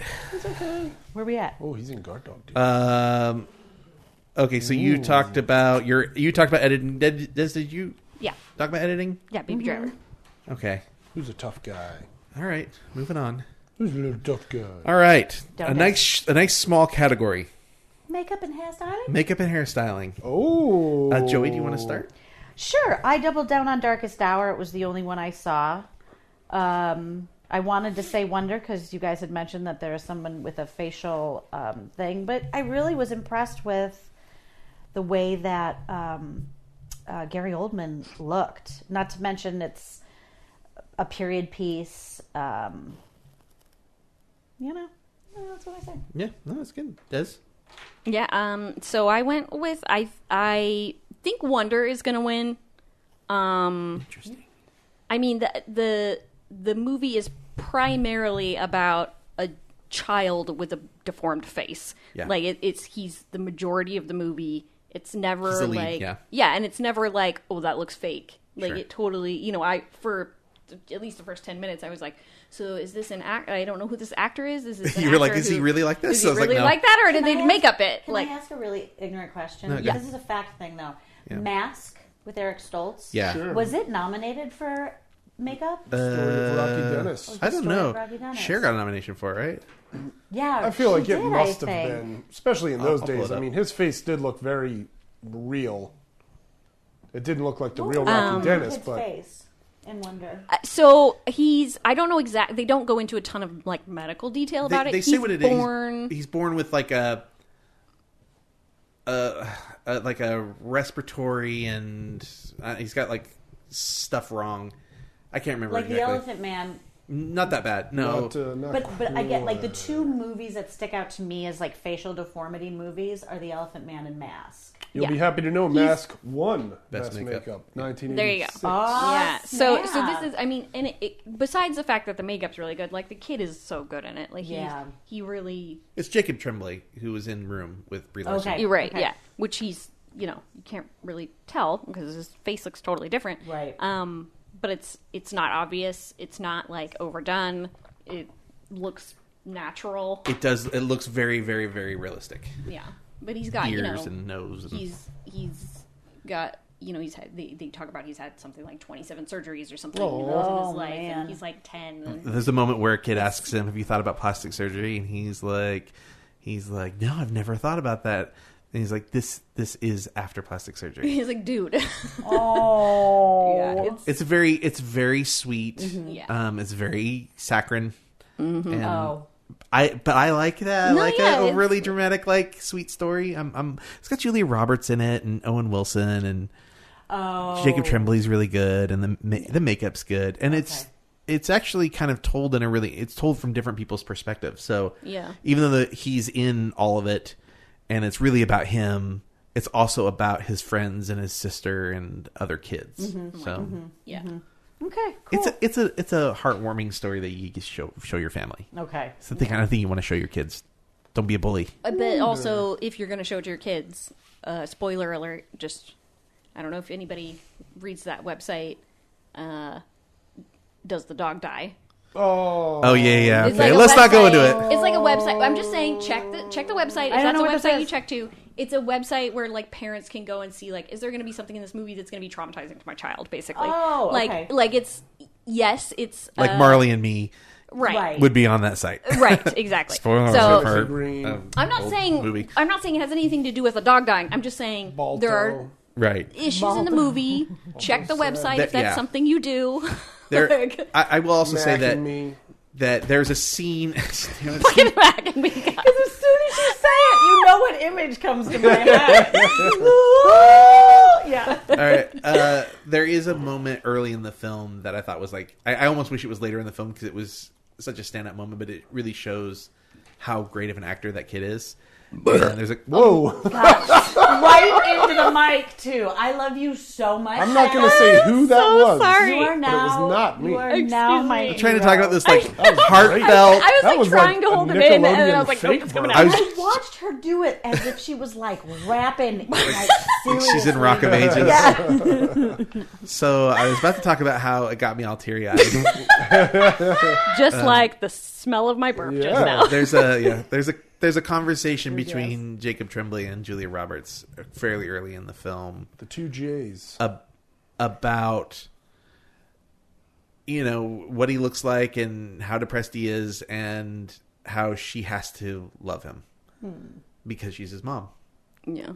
Get a little teary-eyed now. It's actually a really like moving performance. He doesn't get a lot of the movie to do that. A lot of the movie he's sort of just got to be this kind of foil. I don't know, but that moment they like let him kind of be vulnerable and really go for it. Oh Yeah. wow. Okay. It's very good. But anyways, we're still in your picks. So But yeah, okay, so I picked that I think Wonder is going to win. I did pick Darkest Hour as my want to win, just because, like, I mean, Gary Oldman is so not just no, it's not my fault this time. Sorry, Was that a harp? Yeah, it's just yeah, a little this was my alarm. That used to be my alarm. I was like, I'm not waking up. Oh. I go with the sci-fi ringtone myself. Joey but- just like falls into a coma. Yeah. Like, Okay, so you picked. so I picked my want. I picked Darkest Hour. Not just because he is unrecognizable, but because he looks like the character that he, like the person, the Sure. real life person that he's supposed to look like. Yeah. Like he just did such a good job with it. Yeah. So I doubled down on Darkest Hour, even though I really liked Wonder as a movie. Aw, snap. What? Aw, snap. Okay. So for the reason that I think you said, like it looks so freaking believable that he looks like he gained a lot of weight, but he didn't. I just can't believe like the texture. The of texture, his the skin. modeling, the skin, the color Yes. modeling. Yeah. Like, yeah, it's That really actually interesting. got me. That's why I was like, that has to be him. But I want to talk about another aspect of this. And that's the hair and makeup of the supporting cast is really interesting, including his secretary. Like, who's also a baby driver. I just thought, like, generally speaking, and it was hard for me to, like, shy away from Victoria and Abdul because period, especially, like, royal period things, almost always wins categories like this. Yeah. But because this was a period thing, and I think they nailed the hair and makeup for everybody else as well. And you can sort of delineate kind of like the class of people based on their hairstyle and stuff, like when he goes on the subway train and stuff. Yep. So I don't know. I think there were just a lot of Very nuanced. very nuanced, Yeah, exactly. yeah. And he looked like freaking Winston Churchill. I mean, it just looked so freaking realistic. Yeah. yeah, Steve. even on our crazy big 4K television. Yeah, it when was you think not- we would have noticed, like, No, you oh, couldn't yeah, there's something tell weird there. at all. Doubled down on Darkest Hour What the what? because I feel like it's the one people are talking about the most. Sure. And there's a chance there might be some Academy voters who were alive in Winston Churchill's England. Yeah, I mean, That's they're So getting they might be Fair like, enough. they're slowly I getting was here for booted, that. but I'll give it me vote. yeah, Can I say though, Let me sweep because the this was chimney. such a small category, could we not have maybe thrown in the disaster artist for that amazing chin? for the chin, except that we could tell that it was a fake chin. All right, At least fair on our enough. TV. It's fair enough. I still haven't seen it yet. I am surprised that the creature from Shape of Water wasn't thrown into this category. Though. I was you know wondering, what? like, That's is a- that that's a considered? good point. Is that considered I mean, costume? did you see those though? fish Like, abs? No, that he we're gonna had? makeup and hair and makeup. I know, but I'm saying. Oh, like, yeah, would that be the costume? Fishman, Oh, would that's a his good point. stuff be considered costume? It- Where is Probably costume? falls- Costume design, Shape of Water. There it is. Probably actually doesn't fall under either of those. It probably Well, falls it's in costume.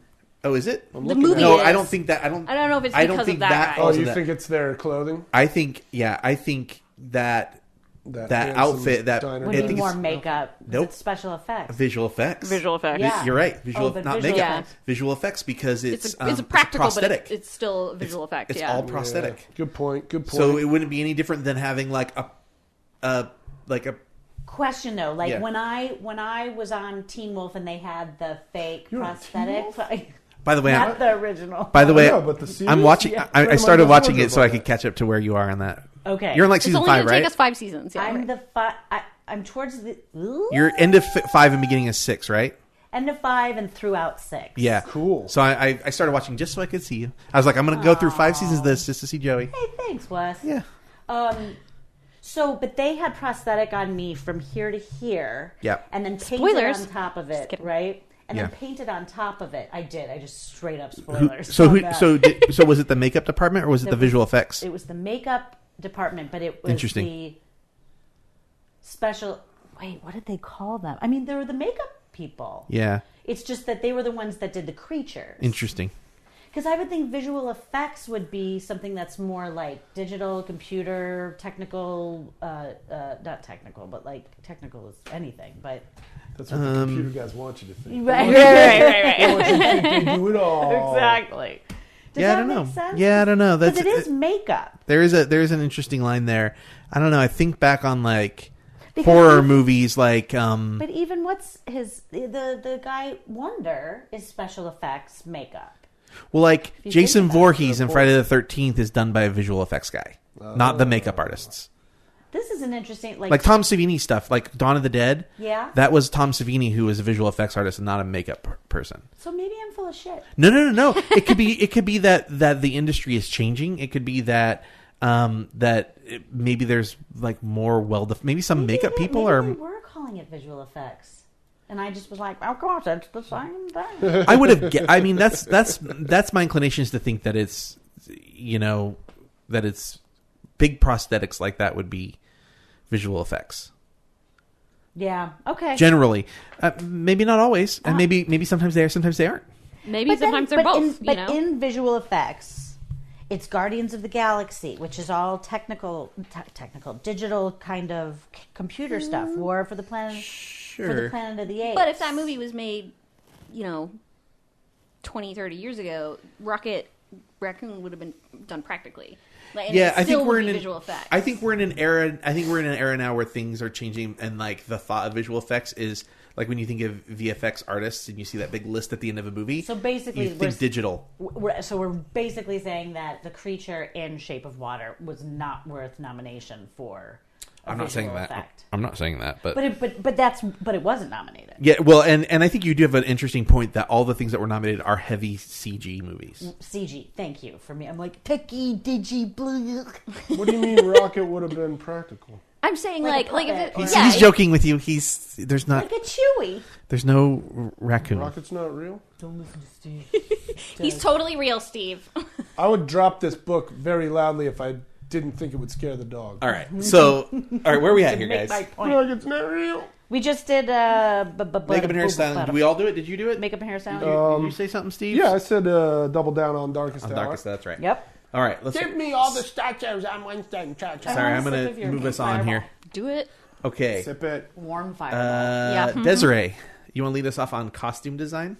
Sure. That was post-sipping fireball. What you got, Des? All right. Where is it? Right there. Okay, costume design. Okay, so I picked something that I have not seen. Okay. That I think might be kind of an obvious choice. She thinks she knows what you're going to say. I do. I picked Phantom Thread as what I think is going to win. Okay. It's largely, from what I understand, about a guy who is in fashion. He's making clothes. Right. So, it seems like a no-brainer to me a little bit, Sure. Even though I haven't seen it. For a movie like that to be talked about as much as it is, you have to get that right. Right. All of the movies on this list, I think, have fantastic costuming. I think Beauty and the Beast did a really great job of making it match the animation, but still look real. Yeah, they brought the drawings to life. Right. They made them real, and it didn't look like, cartoony. Sure. In the film, it looked like what you want it to look like. But sure. yeah.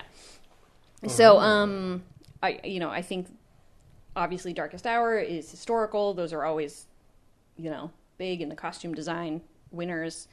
And same with Victoria and Abdul. For the one I wanted to win, I picked Shape of Water. Okay. Not necessarily having anything to do with the guy, the creature. Right. But this whole movie. So we're gonna end up. I picked this for a lot of stuff, so I'm gonna end up talking about it a lot. Yeah. But just basics.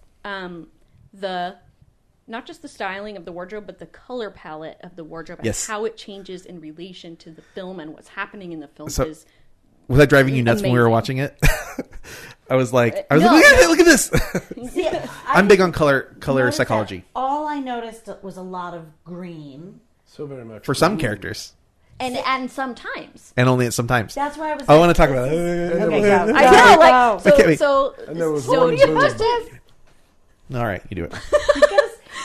Ladies and gentlemen, he just sat on his hands. I really want to talk about it. It's one of these things that I specifically made a note about for the podcast. I know, but, so it's crushing my soul. It's one of the few things that I can actually make a comment about knowledgeably. Fine, do it. You have your moment in the sun. I have plenty of them on this podcast. Okay, so as a specific example, and maybe you can expand on this too, but as a specific example, the main female character. Yeah. For a lot of the movie, her wardrobe is green, as is a when lot of the movie. When she's wearing a wardrobe. Yes, indeed. Fair enough. Spends a lot of time out of wardrobe.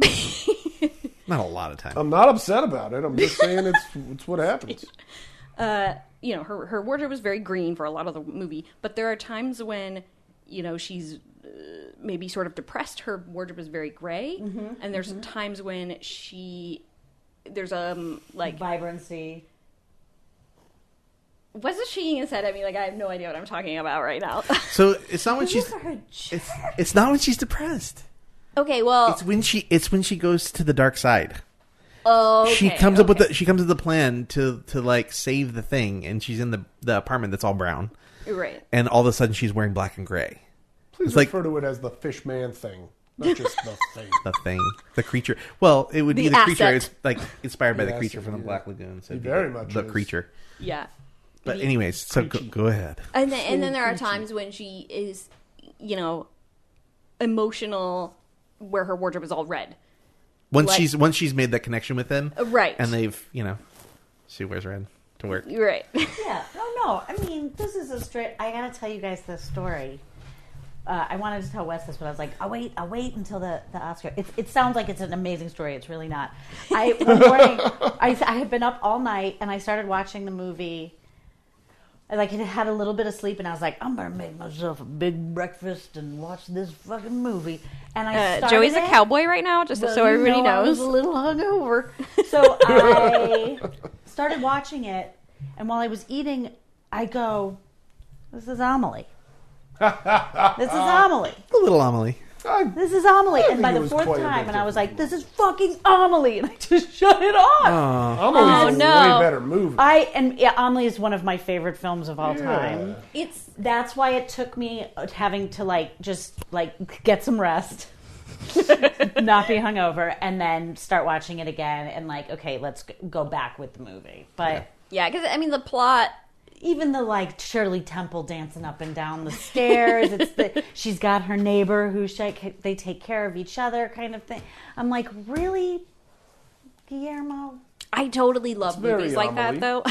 I like the style. I think the fact that this was nominated, Amelie was nominated and won, and should have won. But I do think that that style is very lovely. But there were just too many fucking similarities so fast on that I was like, ugh. I think there's some similarities there that they did a few things that I think they are more relevant now. Well, I'll talk about it in a second. Do you want to finish talking about color palette? Yeah. No. That was basically what I wanted to say. Just the way that they use the wardrobe, and the hair, and even the hairstyling, and the rooms, right? Yeah. So but I mean, we're talking about costume here, so yeah. But I mean, in a totally different direction. but so Michael Shannon's character, you know him. Mm-hmm. His whole family is yellow. It's like they're Yellow. supposed to be the nuclear family. It's like a boy and a girl and a husband and a wife. and it's like And he's sunny, a government yellow, job. and really weird sex. And everything is yellow and perfect and sunny and bright, except as he starts to descend into sort of frustration and madness over this creature and sort of his, at least at the time in the film, an inexplicable attraction to Alyssa. Eliza. It's with an S, so I don't know. It's Eliza. Okay. Anyways. Amelie? Alma? Shut up. No. Eliza. So anyways. Esposito. Eliza Esposito. Jesus, I don't know what I'm thinking of. So I'm thinking of Phantom Thread, sorry. as he starts to obsess, green starts creeping into his life. So first it's the car and the lab, and then there's a moment when he's watching TV. He's think peeing so, with no yeah. hands. No, he's watching TV, and there's a green light shining on the yellow wall behind him. It's green slowly starts to invade his entire life as he becomes more and more obsessed with the fish and the fish girl, so to speak. The fish. Yeah. I'm looking at I'm mad at some of my choices for things right now. They worship this guy in the Amazon. I got him in chains. So I don't know if that's you picked. So I picked Phantom Thread. I think is going to win. I want Shape of Water to win. I picked the exact same thing for the exact same reasons.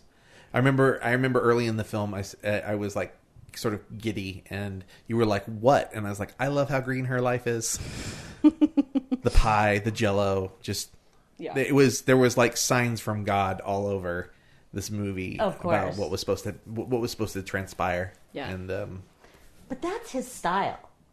yeah, well, and I think there's something. I guess we. I'll wait till we get to Best Picture.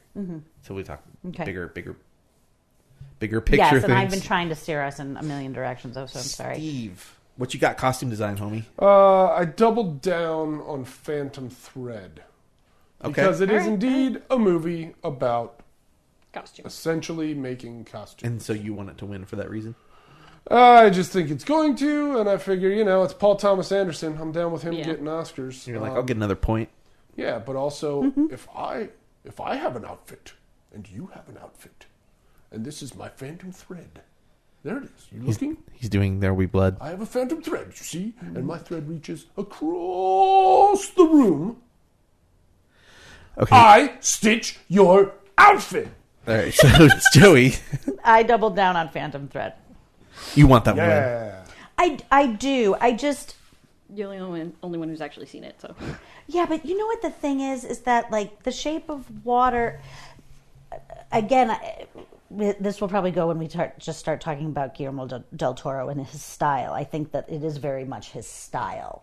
So for costume design itself, that makes sense to win to me. But I feel like Phantom Thread Phantom Thread had something to prove. Like, not only was he impeccably dressed, and the dresses that he made for these women were very specific, and even down to the women who worked on the dresses themselves, it wasn't as saturatingly beautiful as watching something like, because it's like Guillermo del Toro's use of colors, and it's like candy. You know what I mean? Yeah. Sure. Whereas this is different. It's a little more like sophisticate and whatever. But I mean, and of course, like, I also don't trust my goddamn self because I didn't see Victoria and Abdul, and I don't know. I have no idea. And Beauty and the Beast, I was like, oh, that was a movie this year. Well, I think the interesting thing about Victoria and Abdul, and I didn't see it, but there is some conversation into the colonization of India and how Britannia essentially changed the culture, and people. That's a better bet to me. And people coming from India to serve in a royal palace for a queen, it definitely changes like how you dress and how you present yourself. And there's even a thing in the trailer about they go to Scotland and he wears a kilt and she's like, well, what do you think of the kilt? And he's like, it's itchy, I feel like that's a better bet.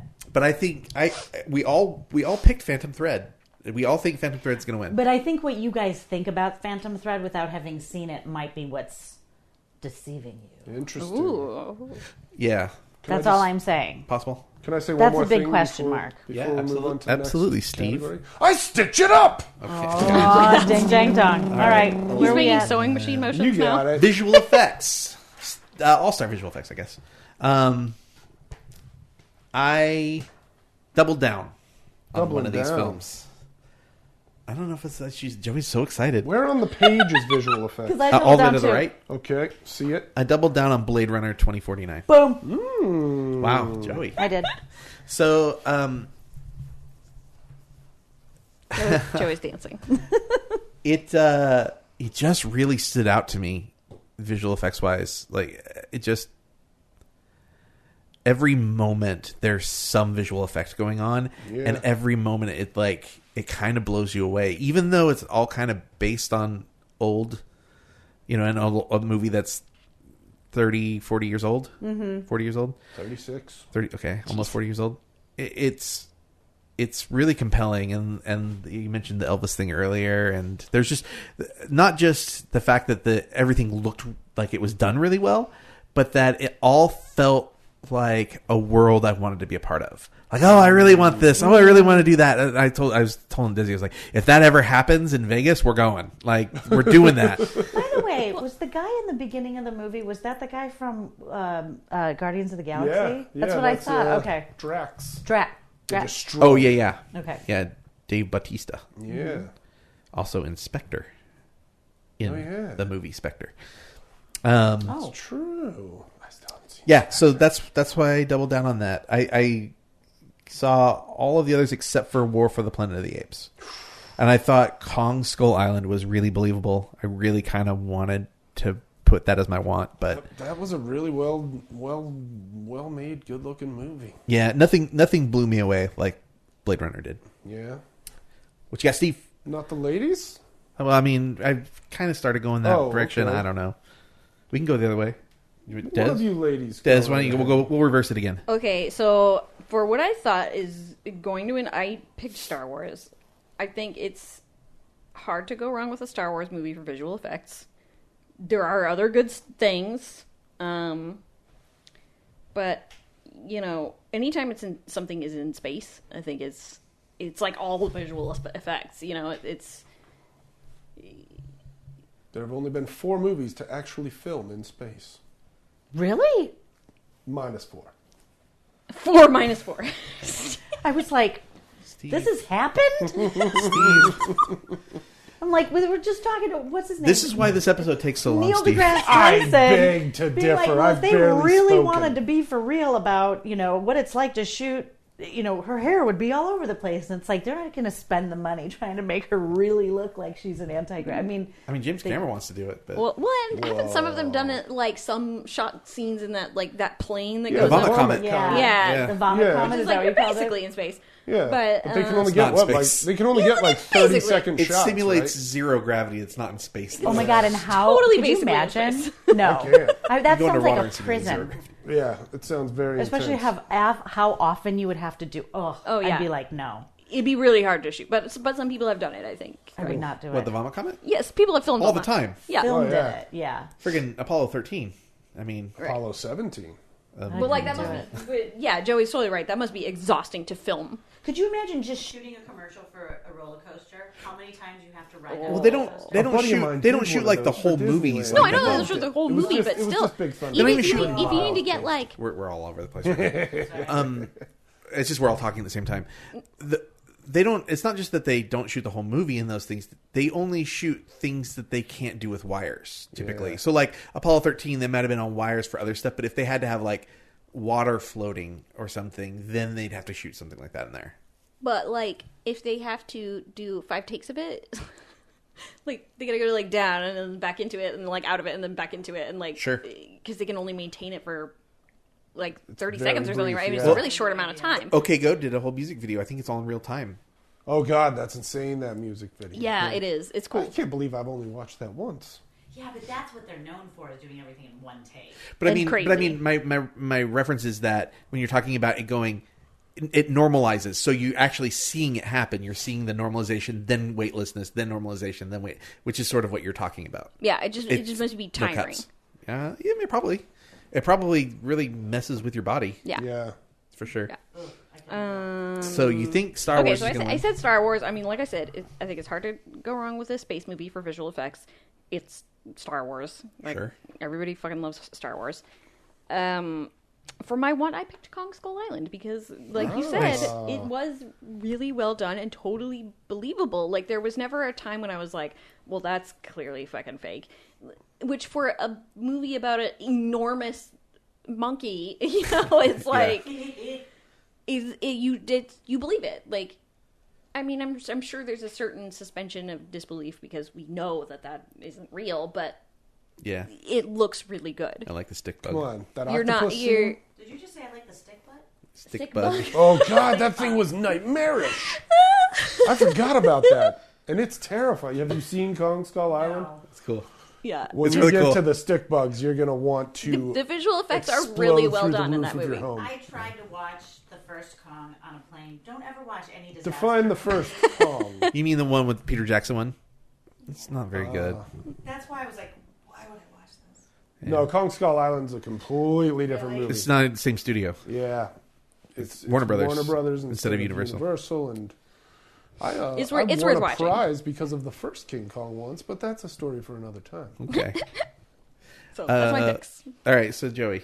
Oh, I just doubled down on what's it called? Blade Runner. Yeah. That's all I'll say about it. All right. I'm very conflicted on this category because I like all these movies. Yeah.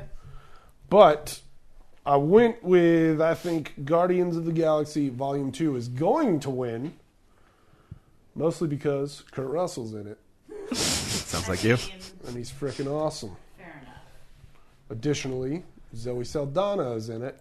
Kurt Russell side of the room over there. She's freaking awesome. But I feel like, I mean, they're all great. So I'm just saying, what the heck, take a chance on Guardians. I really think War of the Planet of the Apes should win. Yeah.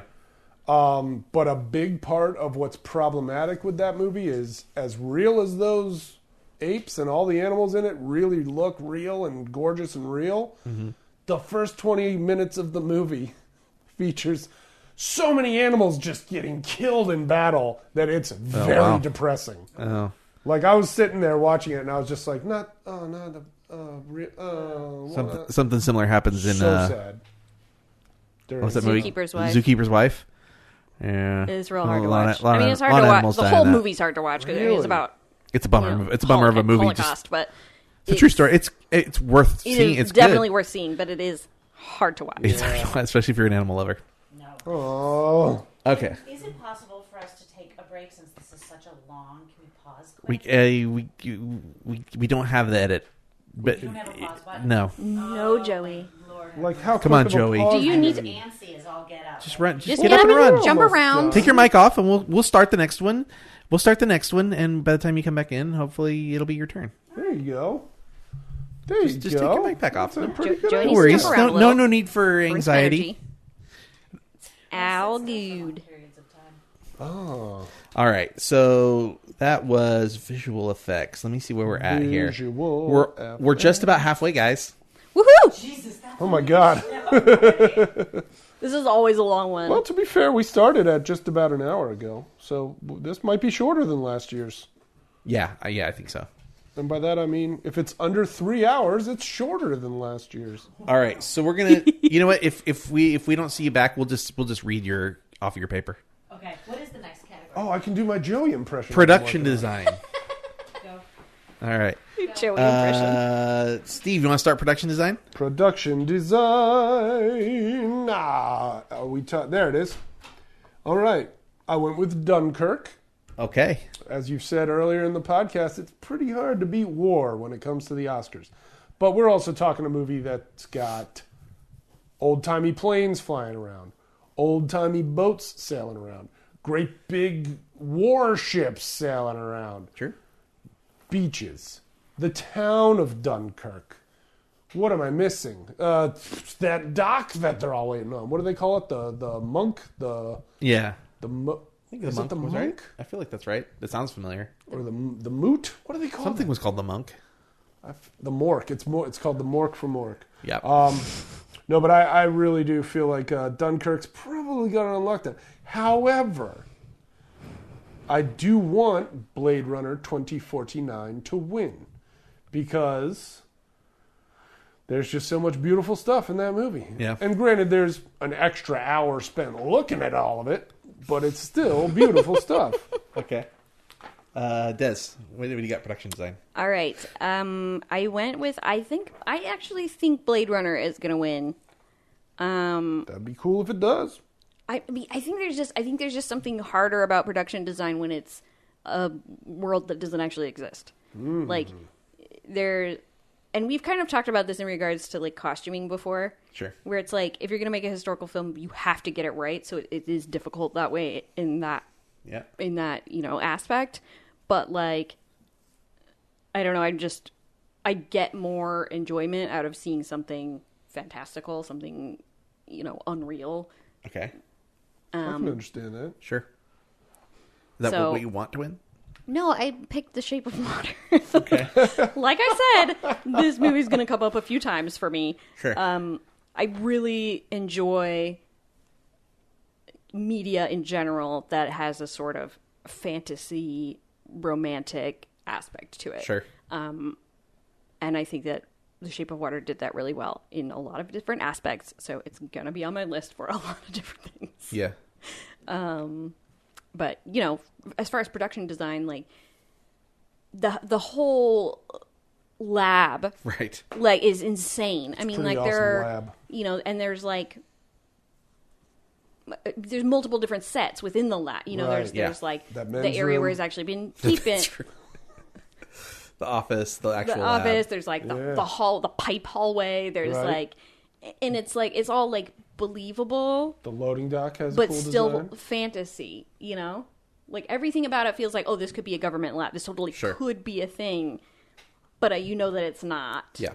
Or you hope that it's not. I guess. I guess we don't know technically what goes on behind No. government doors, We but know that it's not. Steve with quotations over there. No, I wasn't making any. I was saying V for victory. Oh yeah, V for victory. Like at the All end of right. World War II. The Dunkirk. So yeah, that's what I picked. I think Blade Runner is more likely to win, but I want Shape of Water to win for my own personal. I did the exact opposite. Whoa. I picked Shape of Water is going to win, and I picked Blade Runner as I want it to win. I want Blade Runner to win because I just think it's just visually like a feast. Yeah. From all aspects, visual effects and production design and cinematography and stuff. But Joey's back and the dog's trying to figure out where she is. I'll tell you why I think Shape of Water is going to win.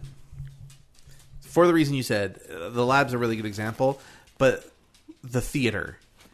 Everybody's Apartments. rooms are very, like the house and the two apartments are all very, very distinct. And the fact that they, the water stuff in the apartments and That drove me crazy, that scene. I liked it a lot.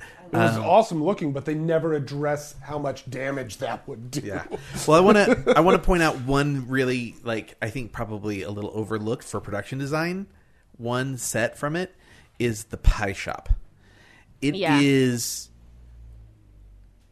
expertly designed. To every tiny detail in there. There's just so much going on in there, and it's a really interesting representation of both 1950s, 1960s kitsch, but also the sort of the birth of inundating people with merchandise. Mm-hmm. Yeah. Just everything is in your face in that place, and it's beautiful and claustrophobic at the same time. And I think that's the movie to beat in this category.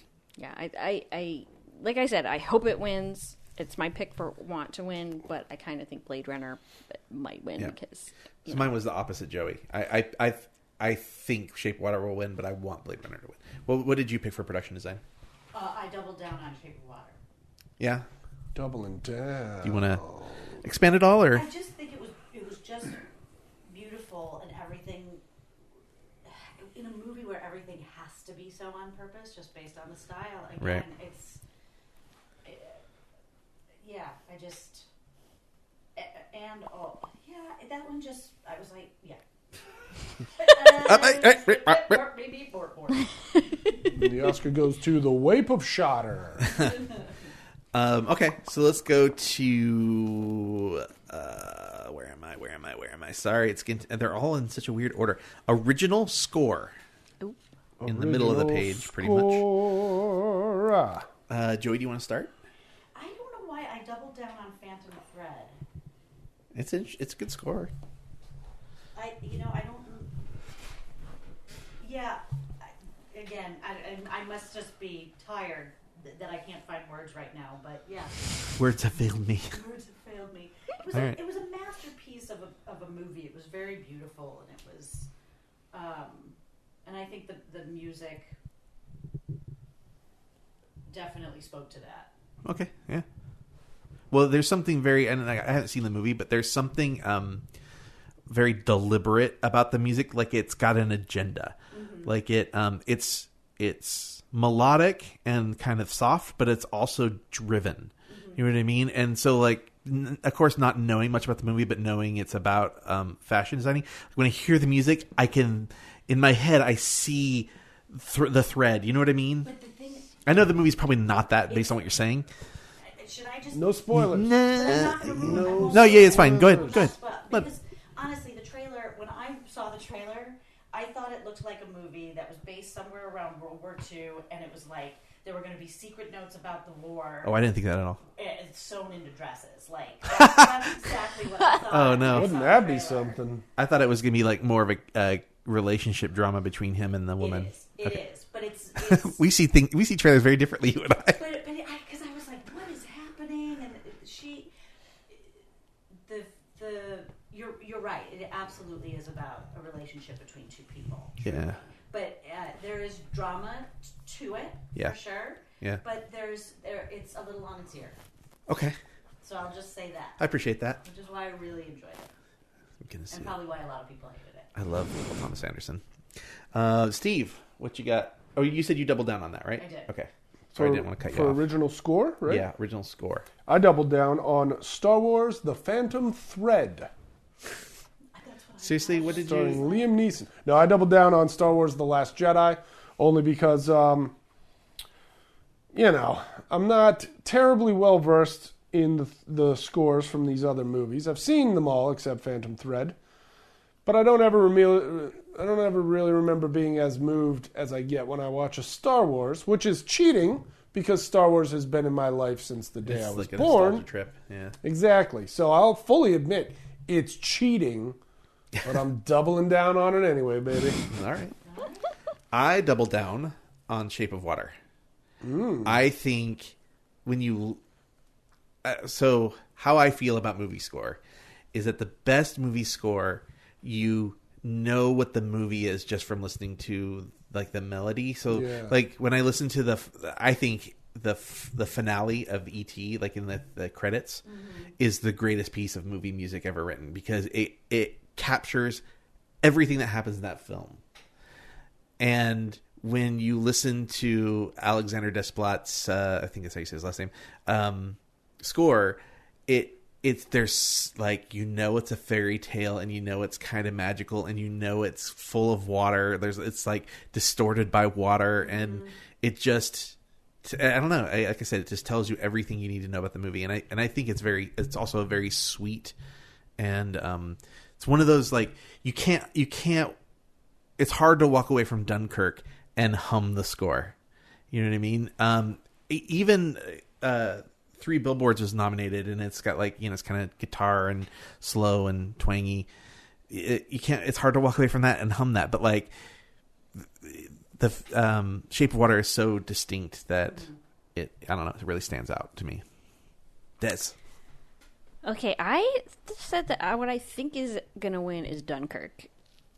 Interesting. Yeah. Oh, that's really great. I don't remember it's very subtle. It is very subtle. It's really subtle. I think that's part of why I picked it. Like, not just because it's subtle, but because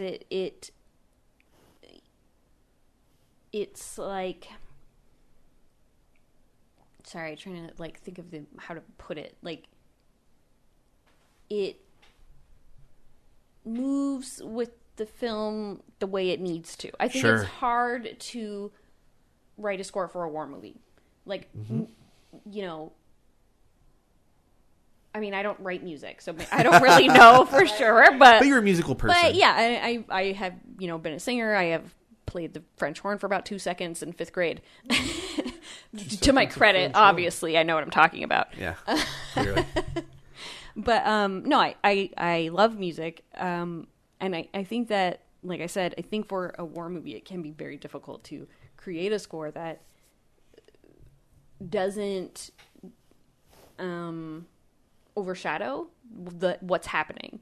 Like, I think you make a really compelling argument. I think, like, so Hans Zimmer has a knack for making his music almost sound like ambient noise. Mm-hmm. So you feel like the music is actually a part of what's going on in the movie. Mm-hmm. It doesn't take you out of it. It heightens the emotion of what's happening. Yeah. Without, like you said, taking you out of it. Yeah. I want Shape of Water to win. The music is so good in it, and you're right. It completely, you hear the music and you know what the movie is about. Like, even if you're not watching the movie and hearing it at the same time. Like, we just listened to it, a couple hours ago, and I was like, oh yeah, this is the movie. Like, this is the movie. Like, it just so embodies everything that movie is. So, is your stomach growling some more? My stomach's growling a little more. Oh my goodness. Rumbly tummy. Yeah, okay. So let's move to original song. Boring. I'll start and we'll have Steve finish. We all know what's going to win. All right. I think the one that's going to win is This Is Me from The Greatest Showman. It's, of all of these songs, I think it's the best selling of them all from last year. More than like Coco. I think so. As far as like buying like albums and singles, I think This Is Me was the best selling of them. I'm not 100% sure on that, but I think it's pretty high. I also think it's an anthem that is relevant right now, that people are really into, like empowerment. An empowerment. That's not the one I picked that I want to win. Mm-hmm. The one I want to win is Stand Up for Something from Marshall. Ooh. I freaking love the song. I think, and it's funny because I actually think it's an even more relevant song for what's going on politically in the United States right now. Between, women's marches and gun reform, healthcare, immigration, it feels really, really relevant right now. And who doesn't love Common? Common's awesome. Des? Oh, sorry. Let's do this thing. Best original. Sorry, Walt. song. Walt need to come see me. Hi, Walt. Oh, you smelling my microphone? Does it smell like my fireball breath? Oh. Okay. Sorry. Okay, I actually picked the opposite of Wes. I think that Stand Up for Something will win. Yeah. And kind of for some of the same reasons that you said that you think This Is Me will win. Like, it's kind of an anthem, but more of a soulful anthem. Yeah. This Is Me is a little more like pop, which Sure. maybe could end up making it win. Yeah, This Is Me's got a very like Katy Perry kind of vibe to it, right? Yeah. Like a very roar. Yeah. And so I don't know. I thought got the eye of the tiger. Stand Up for Something might win because it might Speak to people, or well, not just that, but it might win over This Is Me just because the style is a little more like serious, kind of. It's not that serious, but more serious than This Is Me. So that's why I thought it will win, but I want This Is Me to win. More because personally the message feels more relevant to me specifically as an artist, and yeah, and as a weirdo and it's like true. The whole movie's kind of about Outcasts, and that's a good point. It just that I personally that's what I would want to win. Josephine. It's interesting. The only two out of this list that I saw Call Me By Your Name, and I saw 45 Minutes of Mudbound.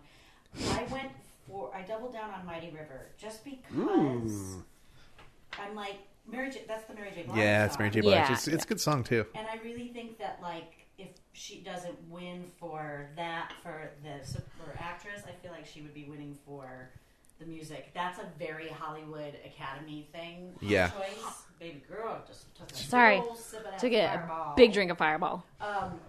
If Mystery of Love is the song I'm thinking about it and Call Me By Your Name, I'm like, I remember thinking I loved that song. It's beautiful. It is. It's really beautiful. It's a really beautiful song. It's surprisingly period appropriate.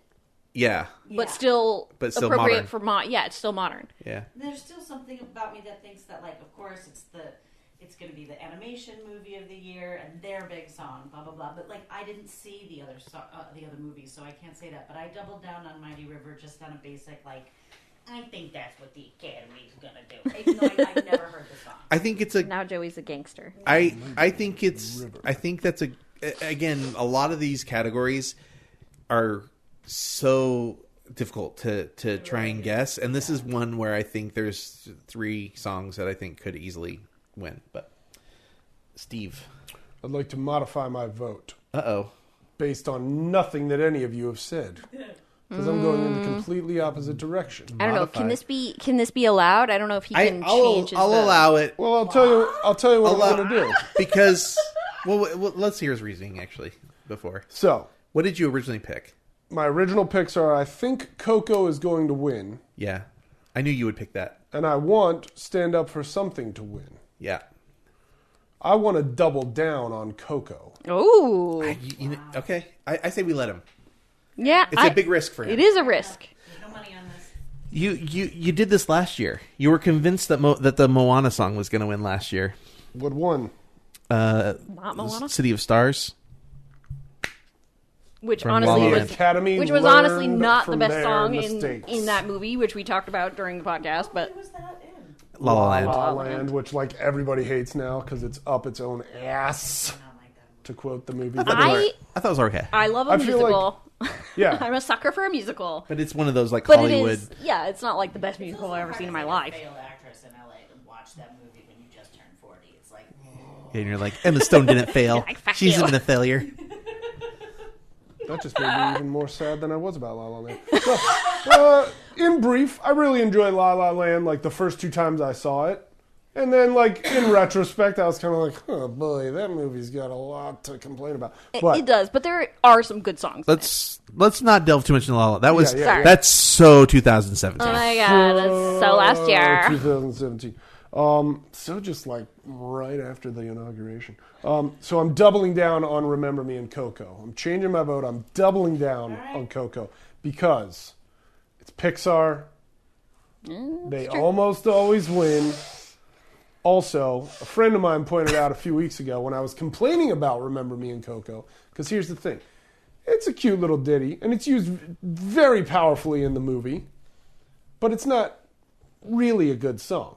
In terms of songwriting craft, Remember Me is just kind of like, all right, cute little ditty. I get why the character wrote it. That's And why I saved Steve for last. boy, oh boy, did it make me weep a grandson's tears while watching those movies, those scenes. Wait, so just so you know, Desi and I have not seen Coco. You guys Yeah. haven't seen it? Yeah, Well, no, you're no gonna spoilers. Frickin' cry at least twice. did Hard Out Here for a Pimp win that one year when it won? Yes. Okay. Okay. So I think you guys are. Interesting. I mean, we're flipped, but we're close, is what you're Out saying. here for a pamp. But a friend of mine socially pointed out a relevant couple of thing weeks ago when I was complaining about Remember Me and Coco for the umpteenth time. The song is used. There are essentially 3 different versions of the song used Right. in the movie. Right. And so I think that might give it the edge, the final edge to the multi-blade sword that is Remember Me and Coco. Uh-huh. It's a kid's movie. Kids means their parents are going. Academy voters are parents and grandparents. They're watching Coco with the grandkids. They're having a nice cry. They're voting for the Did song. the Frozen song win, or was it even? Well, that's only Disney. That's not Pixar. I don't know. I don't know off the top of my head. I actually think you missed something that I think maybe could give it the push. Go ahead. The fact that part of the song is in another language.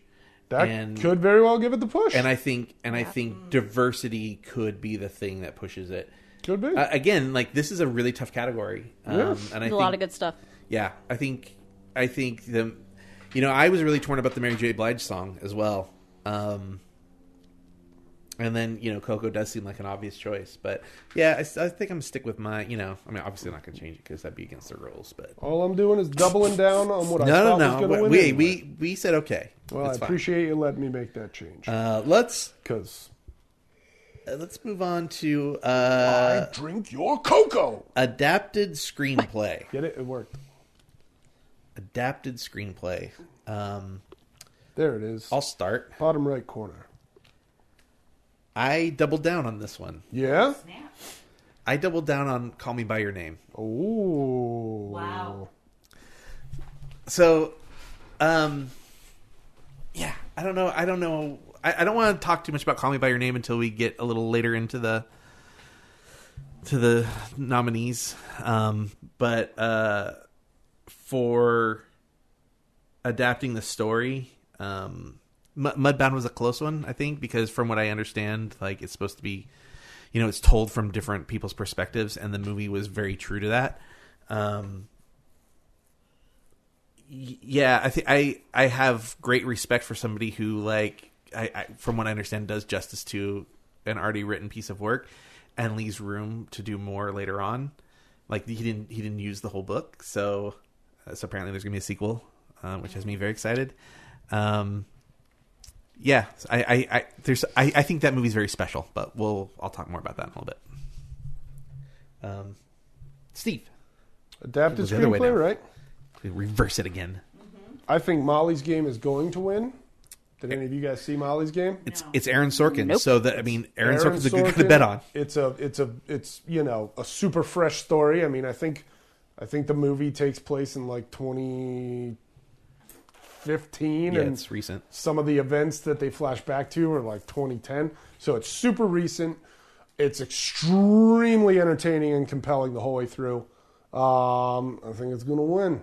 I'm not even that huge a fan of the movie, but Is that your want too? that's. No. I didn't double down on that, and I'm still tempted not to because I kind of am tempted to. Yeah. But my want is Logan because, I can understand frankly, Yeah. the idea of a frickin' Wolverine movie getting an Oscar just Geeks me right out, you know? So, Yeah. it's the one category Logan's nominated in. I gotta put some confidence behind it. You know, my only problem with Logan is that it's not. I totally get what you're saying, and I love the idea All of a white people in it. No. My problem with it being nominated in an adapted screenplay is that it's not really very true to any one particular story. Yeah. It's not based on a book that it kind of followed, whereas Yeah. these other films I think kind of followed that stuff a lot closer. Right. Oh, I see what you're saying. Yeah. I mean, it's just like pieces of a bunch of different stories. I loved it. I loved it. Don't get me wrong. That's why it's so hard. Like that's a great argument Right. against why it Yeah. wouldn't win.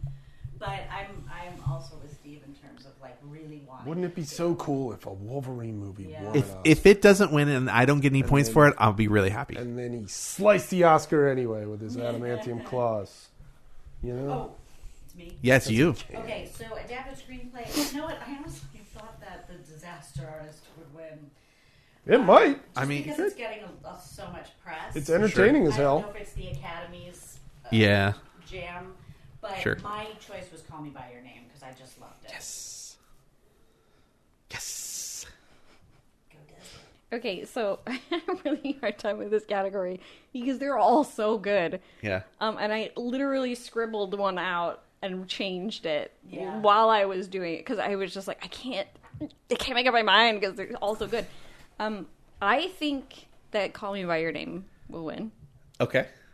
I put that I want Mudbound to win. Like I said, I had a really hard time with the thing that I crossed out was Disaster Artist. Oh, yeah. I was like, I want this to win, but Because it's so fun and we're connected Yeah. to it. And yeah. Don't look at Robot Crab. But I. What do you say? He's like sensitive or something. Yeah, he's shy. He's shy. But then I crossed it out because I was like, I don't know. I don't know. Like you said, I don't know if it's the Academy's jam. I don't know if it's really gonna win. And do you think Tough that, call. like, you... Do I want it to win just because I think it's funny and I like the content and the context? And do you appreciate it more Or than is the it- others? I yeah, guess that's the other right, question, right. you know? And do we want to run the risk of Tommy Wiseau stepping onto an Oscar stage? I don't think he's invited. I'd be Yeah. surprised if he was Not this invited. time. Because it's not his book. That's not his Right. screenplay. Greg Sestero might be invited. I don't But know. maybe somebody brings him as their plus one. Yeah, Like that's Greg possible. Sestero. Like Greg Sestero. Yeah. Oh, it's so scary. Yeah. So anyway, I. So scary. Scary. That one of my clients was in the room. Really? No, Oh my God, who's that's so funny. Do you know who they were in the room? Yeah, I forget her. I have to look her actual name up to find what the character is. She's when you first see her, she and her boyfriend decide to go into Wiseau's apartment And like make She's out. played Oh my by, God. she's Oh played by my June God. Diane Raphael. Whoa! Yes. Yeah. Oh my God. That's See, I know so we are funny. so connected to this. We've seen this movie so Robin many times. Paris is her name, and she's hysterical and lovely human being. She Yeah. actually started a whole room actors where are they now thing. That's Oh, on Funny or wow. Die. Yeah. Oh, Oh that's my God, funny. that's too funny. Does she get residuals from like the midnight screenings and all that? No, I think it. I don't don't know whatever loophole they got in, but I don't think they see any of that. Wow. Well, they probably did. It was like a one and done. It was like ultra low budget, I'm sure. Yeah. Well, Damn I mean, it shame. wasn't though. Like, Well, it wasn't in the end, right? like he spent a crap load of money on that movie. Yeah. But I'm sure it was, like pitched as a low budget. Like you get paid for the movie and that's it. Like at the end of the. I mean, they didn't know. They didn't know anything. Yeah, and I'm sure even during and even for 10 years after, it did nothing. So I'm sure they weren't. All right. But anyway, I you already did yours. yeah, I picked Call Me by Your Name. I think will win, and Mudbound as my I wanted to win. All right. So I'm getting confused. All right, we're on original screenplay. Joey, do you want to start? I doubled down on Get Out. Okay. That's good. That's it. I've never seen anything like that, and for it to be on the big screen, done by a big company, was enthralling to me. I just thought I'd never seen anything like that. Yeah. This is something, again, it sort of felt historic. Like, Yeah. the fact that a year later they did a free screening of it last week, I mean, it's like unheard of. Yeah. I thought it was one of a kind, and it was novel. It was really risky. Yeah. Oh, yeah. You know what I mean? And I wanted to win for that reason, and it's like The Shape of Water, I didn't think was that great of a story. I thought it was a typical story. It's a pretty standard fairy tale. Exactly. 3 billboards. Yeah. Okay, interesting. The Big Sick was sweet. Lady Bird was a slice of life. Yeah. Well, I mean, that's the big argument for it right now, right? Is that it accurately captures something that I think is often portrayed as very cartoony or over dramatic, and that I think a lot of people are really identifying with the characters in Lady Bird, and I think that's the reason why people are so kind of enthralled by it. It just didn't stick out to me like that. Yeah. I think it sat on the surface where it set in for most people. For me, it sat on the surface, and I don't know if I'm a cynical fucking old lady at this point. You know what I'm saying? Yeah. Like maybe if I was younger, it would have affected me differently. But I'm like, meh. Yeah. Well, I mean, I didn't identify with the characters or anything, I mean, don't get me wrong, but I think the phenomenon around Lady Bird is the fact that so many people do sort of go, I was just like that even Greta Gerwig wasn't like that, like it's not autobiographical or anything. She wasn't rebellious, but I think it feels real to a lot of people. I absolutely, and it was very sweet. I just think in terms of originality, You're like, eh. In terms of originality, Get Out, hands down. Sure. Des, what you got, girl? So I picked, I think, 3 billboards is going to win. Uh-huh. Is that because I was like, oh my god, the story? No, I mean, I heard Yeah, most I know. I'm of just it. teasing. And the dialogue is not just does it tell a story, but it captures the people who are in the story. Yeah. Like the dialogue is so funny and real, and I don't know, I just I felt like the story. I was ultra guilty while I was watching it, by the way, because I knew you were in the other room and you could hear it, and I was like, this is ruining the movie for her because she's not actually getting to visually take it in. and I want to felt sit so down guilty. and actually watch it, but I could tell that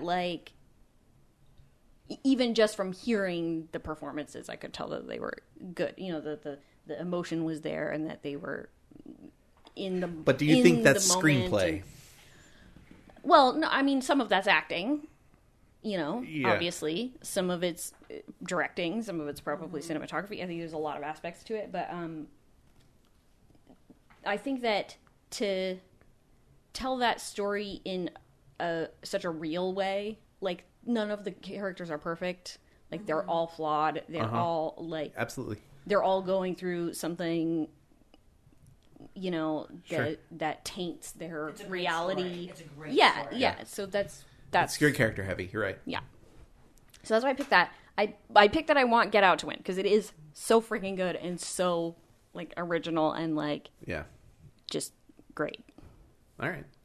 I'm sort of flipped on you again. I think Get Out is going to win. I had a hard time with this because a big piece of me wants Get Out to win. I love a good underdog story, and I kind of feel like this is sort of that underdog movie. It's like the movie nobody saw coming, which I think is sort of to your point, Joey. Yeah. But I really, just from a story perspective, I really loved Three Billboards. I thought it was compelling from beginning to end. There was never a moment where I was like, I'd rather be doing something else. You know what I mean? I agree with you. I don't mean to cut you off. I think that's the one thing Get Out where it gets real weird. Is right at the end. Yeah. You're like, whoa. That's the part I like the most about it. I know, but it definitely switches. Even though it's been surreal up to this point. Yeah. And all of a sudden he's like, in my laboratory, in my basement. Yeah. Where I cut the skulls is he open. mustache twisty? Very, very much. But yes, Three Billboards was more comprehensive. Well, and I like it when writers play with expectations. I like it when directors do it and actors do it as well. But there's something that's built in. I don't want to spoil it, so I'll be kind of vague. A letter is read at some point in the film, which sets up an expectation of what we think is going to happen in the film, and whether it does or doesn't. You gotta talking about Three Billboards. Three Billboards. Yeah. Whether that thing does or doesn't happen, you have to kind of watch it and wait to find out. But because they kind of build the movie's kind of full of them building these expectations, like the introduction of the 19-year-old girlfriend and sort of how like kind of weird and flighty she is, and you expect her to be kind of a distance. She kind of is, but your expectation for that is you're not supposed to like her, but you kind of really do like her, especially when you see her later in the restaurant, and you worry for her. You empathize. So I really liked that they built all of these expectations throughout the story. Sam Rockwell's character alone, like how they sort of wrote that character and sort of the journey that character takes is really, really impressive. So I really loved Three Billboards. Can I say something really quick yes. about Sam Rockwell? From listening to that movie, yeah, I had no idea who he was in it. Like he's so good. Like he's so yeah. In the you didn't know that was Sam Rockwell? No, I have no idea. I don't know who he was in the movie. Oh yeah. I'll tell you. We'll get to it. Yeah, but because like he's so good at like being the character that like you're never like, oh, that's Sam Rockwell from hearing him. The first time I fell in love with him, I was like, oh man, yeah, he's so good. And like Moon, oh my god, he's just in it. Yeah, he really is. He's such a good performer. Well, he's really great in Seven Psychopaths, and he did that little indie Mr. Right last year, which was a lot of fun. Oh yeah. Charlie's Angels. Okay. I just want to point out I've been in love with Sam Rockwell since Glory Days, so no big deal. Oh, you're better than the rest of us, sir. There are some actors like and kind of since Ninja Turtles Part 1, so no big deal. The main guy, Woody Harrelson. Like that's him. Like you hear his voice and you know that's him. Like it's obvious, but like I had no idea Sam Rockwell was even in it. Wow, so funny. Pretty cool. What you got, sir? I was very conflicted on this category. Yeah. I enjoy all 5 of these movies.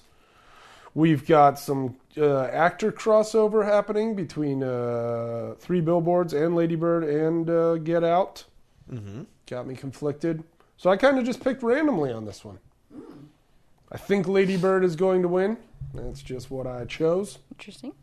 And I put a star for my personal pick by The Big Sick, because as much as I like these other movies, I'm like, hey, I also like Kumail and his wife, and what if they won an Oscar?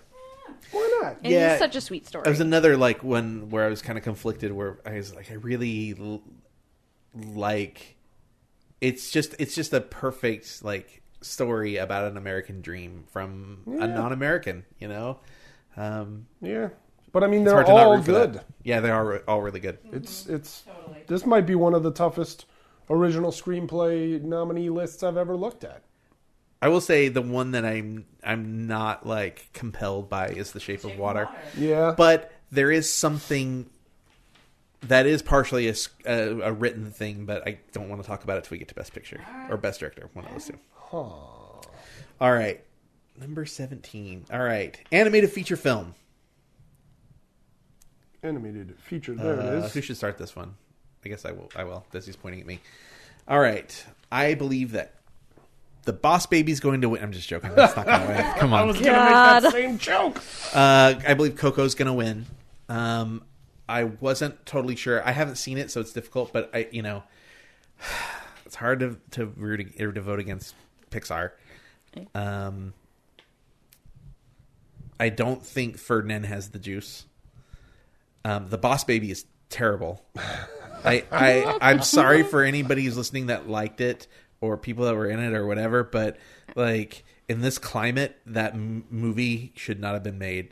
There's a whole like Poor taste. there's a dick sucking joke to get ahead in the movie. There's also a butt plug Boss joke. Baby? Yeah. Yes. And it's Wow. it's barely veiled. Like there's a whole thing about, in order to see the corporate secret, you gotta suck the pacifier, suck it faster, and like Wow. It's there's bad. even like a thing like the dad comes in the room and then like sees what's going on and slowly backs out, like closes the door. It's like, oh, what we're seeing behind closed doors, but not talking about like Wow. weird like thing to be in a children's movie. Right. Super I was not weird. very uncomfortable by it. It had moments that I thought was like, oh, there is a little bit of heart in here. But yeah, it was a turn off, that movie.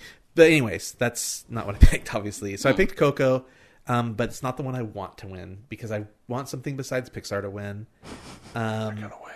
So for my want, I picked Loving Vincent. Besides the fact that it's not Pixar, that it's a drama about Vincent van Gogh, which is interesting, and the whole thing is done in paint in the same impressionist style as Van Gogh paintings, And like the same- actually done in paint, not like actually done not in like paint and oil paint. digitally done to look like paint. Like It's actually done. every in oil frame paint. is painted. Yeah. So it's really interesting to me. I feel like it's really different and really special. So I want it to win. I don't think it has a shot. I also I watched The Breadwinner, which is kind of a timely tale about an Afghani girl who her father, the only there's a little boy, but he's the father's pretty much the only male in the family. Sort of smart mouths some Taliban people, and they take him away to prison. Oh, shit. And the family has no method for getting food or money because women aren't allowed to buy anything, and they're They not can't allowed leave to the be house they can't by leave themselves. by themselves. And so she cuts her hair and pretends to be a boy to become sort of the breadwinner for the family. And it's a cartoon, and Wow. it's like a traditional 2D hand drawn thing, and then there are moments throughout. It's almost like flashbacks, but she's telling almost like a bedtime story, and all of those scenes are done in a style of like cut out paper dolls, and it's really, really cool. The breadwinner. So I kind of like that one too, but yeah, I think Coco's gonna win. So I picked Coco to win, Loving Vincent as the one I want. Desi's over there burping again. Hey, at least I did it into my arm away from the microphone this time. Let's go this way again, Steve. Doubling down on Coco. Haven't seen any of the others, but also it's Pixar. It is absolutely gorgeous to look at. One thing I really liked about Coco on a personal level was every frame of the movie looked like one of my dad's old T-shirts back when he was in his T-shirt making days. Because That's cool. he loaded them with so much detail and so much color that 5 minutes in, I was like, this looks like a Fred Moulton T-shirt right here. And so that made me feel special. And then I cried twice. But I'm not going to hold that boy. against the movie right now. And yeah, just mostly the same reasons with the song. Like I think a lot of Academy voters took their kids and their grandkids to see this. Mm-hmm. And Pixar just always wins, man. It's the most accessible. Most accessible. And it helped me better understand Dia de los Muertos. Yeah, I don't know that much about it. Los Muertos. They say it so fast in the movie. Muertos sounds right. They say it so very fast in the movie. But I'd heard the occasional explanation of it, and I was like, oh, okay. But this really helped put it all into perspective, and I appreciated that. All right, double down. And that thing with the wings was cool. I don't know what that is, but okay. You'll see. It's on the posters. An hour ago. I just doubled down on Coco. I hadn't seen any of them. I definitely knew it wasn't going to be Boss Baby because I heard similar things. Right. What if somehow Boss Baby? How did it Yeah, how's it So even bad. nominated? And for this Best Picture as an Adam Sandler movie. Yeah. Seriously, it's like a 13-year-old. What I heard about it was it's like that you're identifying with like 13-year-old humor kind of thing. It's like that's not. But just because it's the Academy and the more, I just went with Coco. Double down. All right, Des. I doubled down on Loving Vincent. Interesting. Dark Horse. Dark Horse. I like it. Dark Horse. That is a very bold move. It's super artistic, and it's about an artist, and I think that Hollywood can certainly appreciate that. Yeah. Coco probably has a pretty good shot because it is Pixar, and Pixar always frickin' wins. You used the Joeyism just now. Your voice there. She's rubbing off on me. I have not seen a single one of these, so it's hard for me to pick. But just from what I've seen from like previews and what I've heard, I'm doubling down on Vincent. I'm putting my money on Loving Vincent. All right, moving on. We're gonna speed up. Cinematography. Des, what you got? Cinematography. There it is. Right below. Right below the one we just did. Okay. All these movies, again, really good. Yeah. They all look great.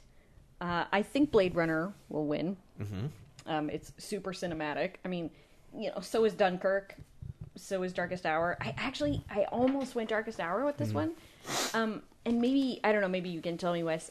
I don't know what category this falls under, but there are a few shots in the film where Winston is in an elevator. Okay.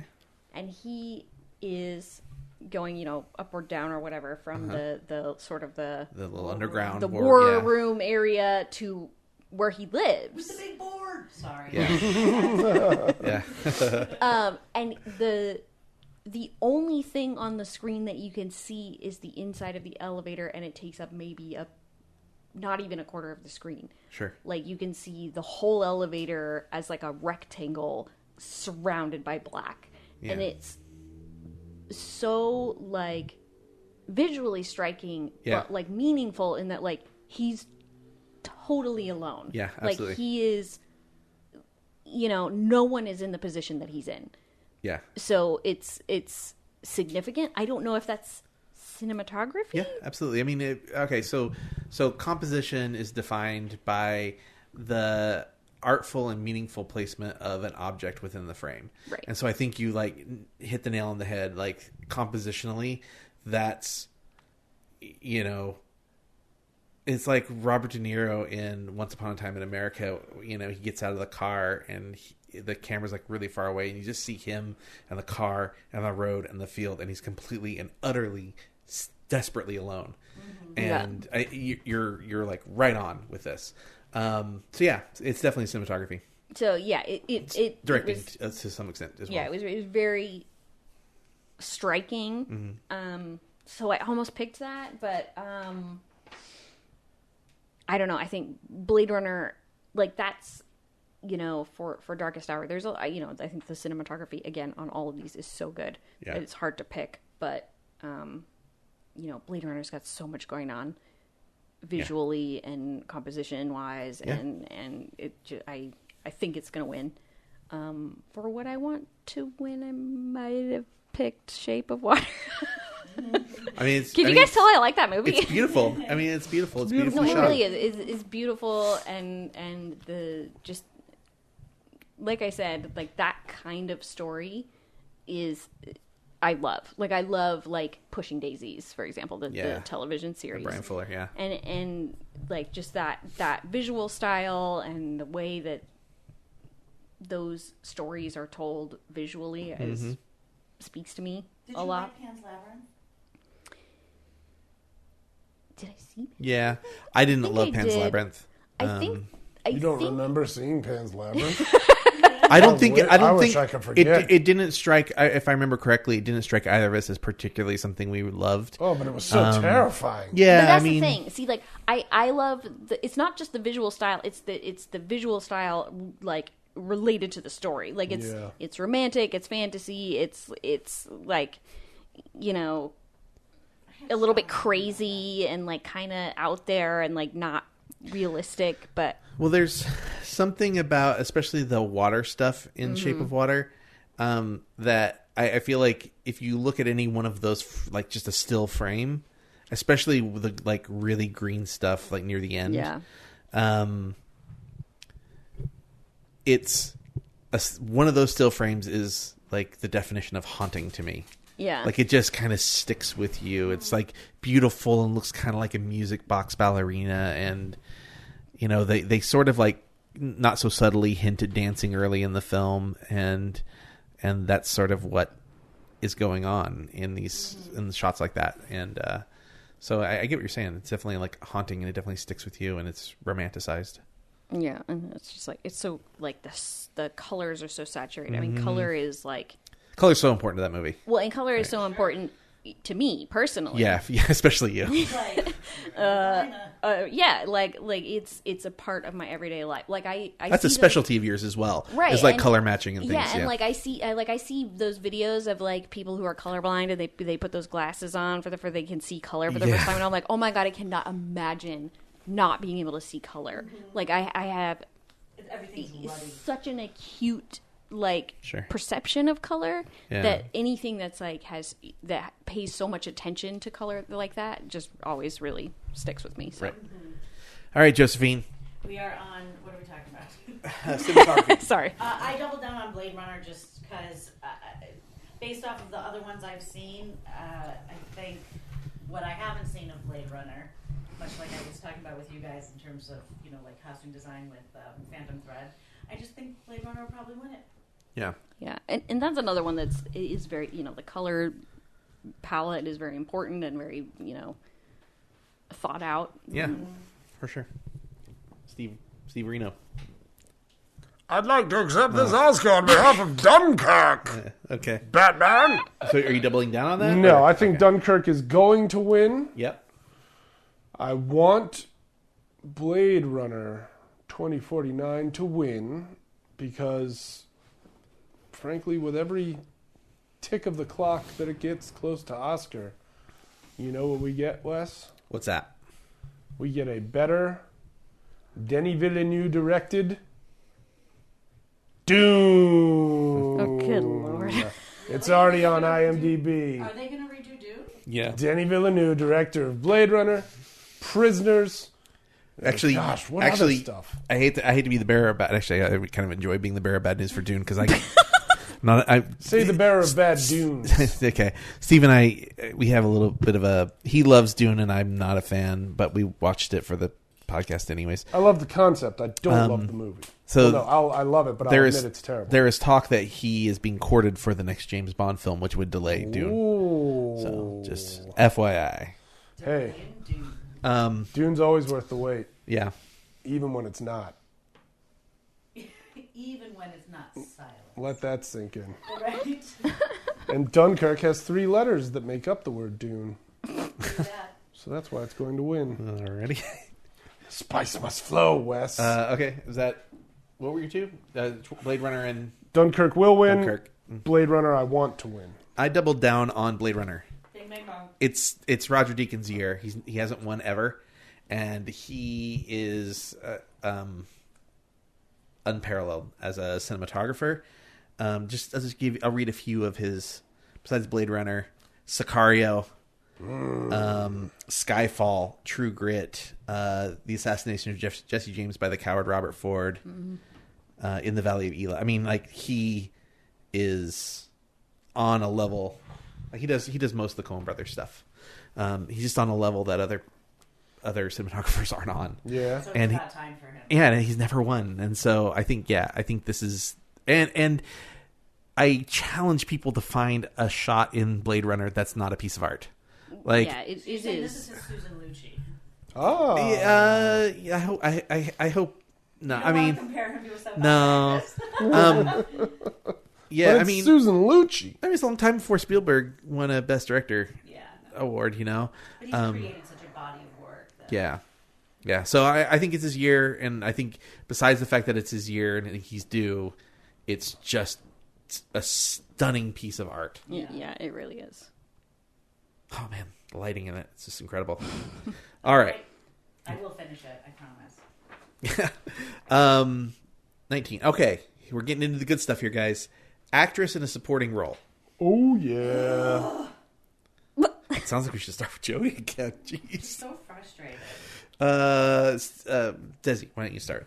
Okay, actress Actress in a supporting in role. a supporting role. Found it. I'm here wrong. Uh-oh. We'll allow you to change it if you want. We'll get to you in a second, I guess. Go.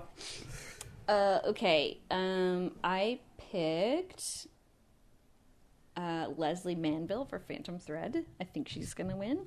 I haven't seen the movie, so I'm curious why you think she's gonna win. I'm not basing that on a ton, honestly. The rest of you bitches was terrible. Well, so it's not so much that. Allison Janney, I think, was really good. She's not in it that much. Well, I mean, it's a supporting role. None of them are in it that I much. know, but I don't know. She's good, but All right, I don't know. I don't think she has. I don't think she's going to win it. Lady Bird.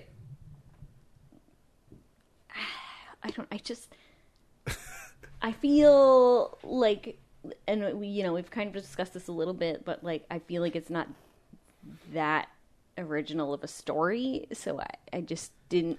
Nothing from that movie really stuck to me because I Okay. feel like I've seen it before. Okay. You know what I mean? Not that it wasn't good.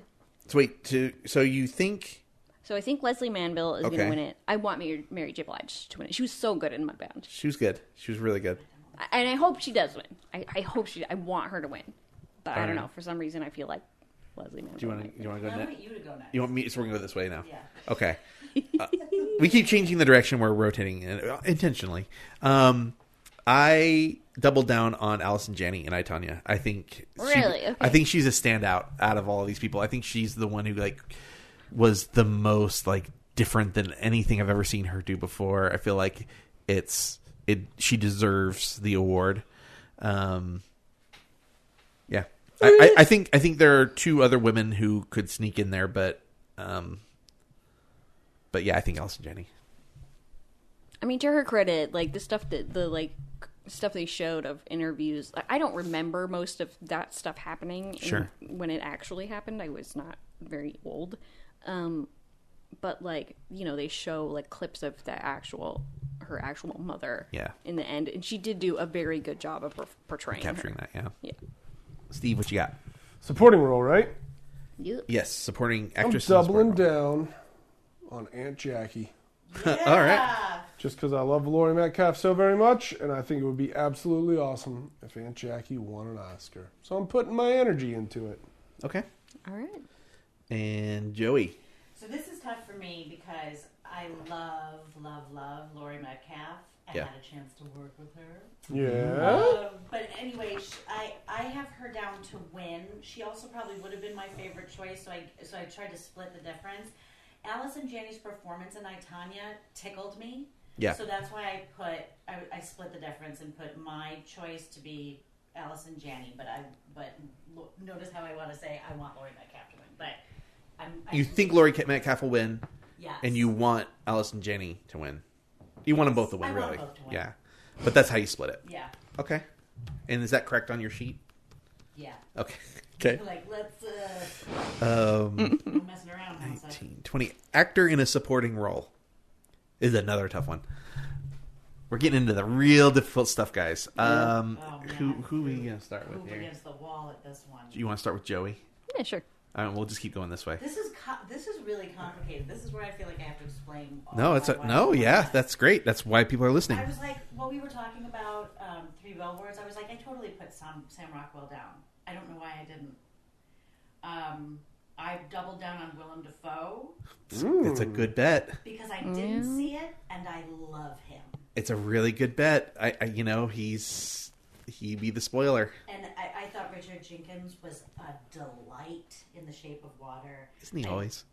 I know. I didn't see All the Money in the World. Woody Harrelson didn't stand out to me. Sam Rockwell definitely did stand out to me.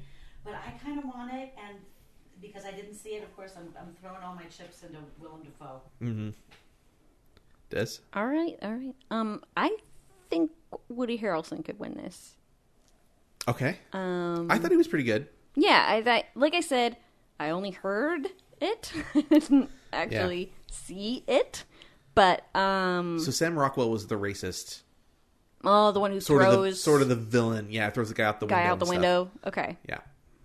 See, Now you want to change your vote, don't you? I know, I kind of do a little bit, but... He has more of an arc.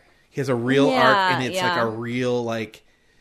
Not just an arc for his character, but an arc for how you perceive that character. Yeah. Especially once you hear the letter. Right. So... Yeah, so... The end of it is so great. The end is so good. And I normally do not like endings like that. Yeah. I am not a fan of... It was so perfect for that movie, though. Yep, absolutely. I'm sorry, Des. We cut you off. No, that's okay. I it's all about the discussion. But anyway, I put that I think Woody Harrelson will win it. I did not see the Florida Project. I did not see All the Money in the World. Right. I put that I want Richard Jenkins to win. I mean, he's Richard Jenkins, and I know, and he was great. so good. Lovely. He really was. Like, he's good. He's just so good. Like he has a lot of like a range of emotions in that movie. Yeah. I mean, just he's so beautiful. Yeah. The honesty and the genuineness of that moment was so great. Oh, the cat. Oh my God. Oh man. Fucking cat.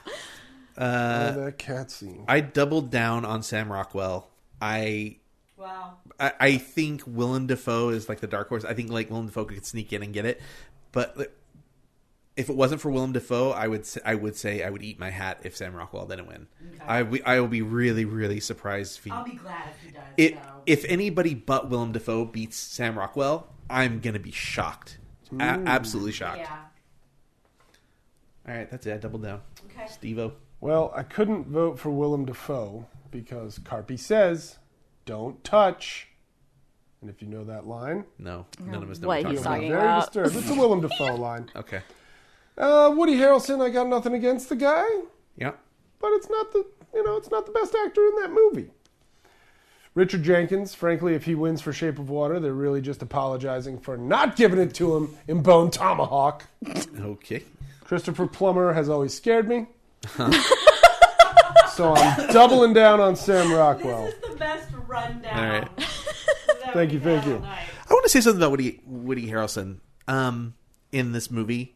He is the one character I can think of in the film that sort of just about anybody can identify with. He's sort of the normal person in a world of crazy. Lovable. He plays it really solidly and really well. You're empathetic towards him. He gets to go home to Abby Cornish at the end of the day. For Was crying out loud. she using her British accent or not? She's Australian. Or Australian. I was real 30 confused. years younger than her. I thought her accent was a little like I couldn't tell if she was doing Missouri or if she was doing her normal accent.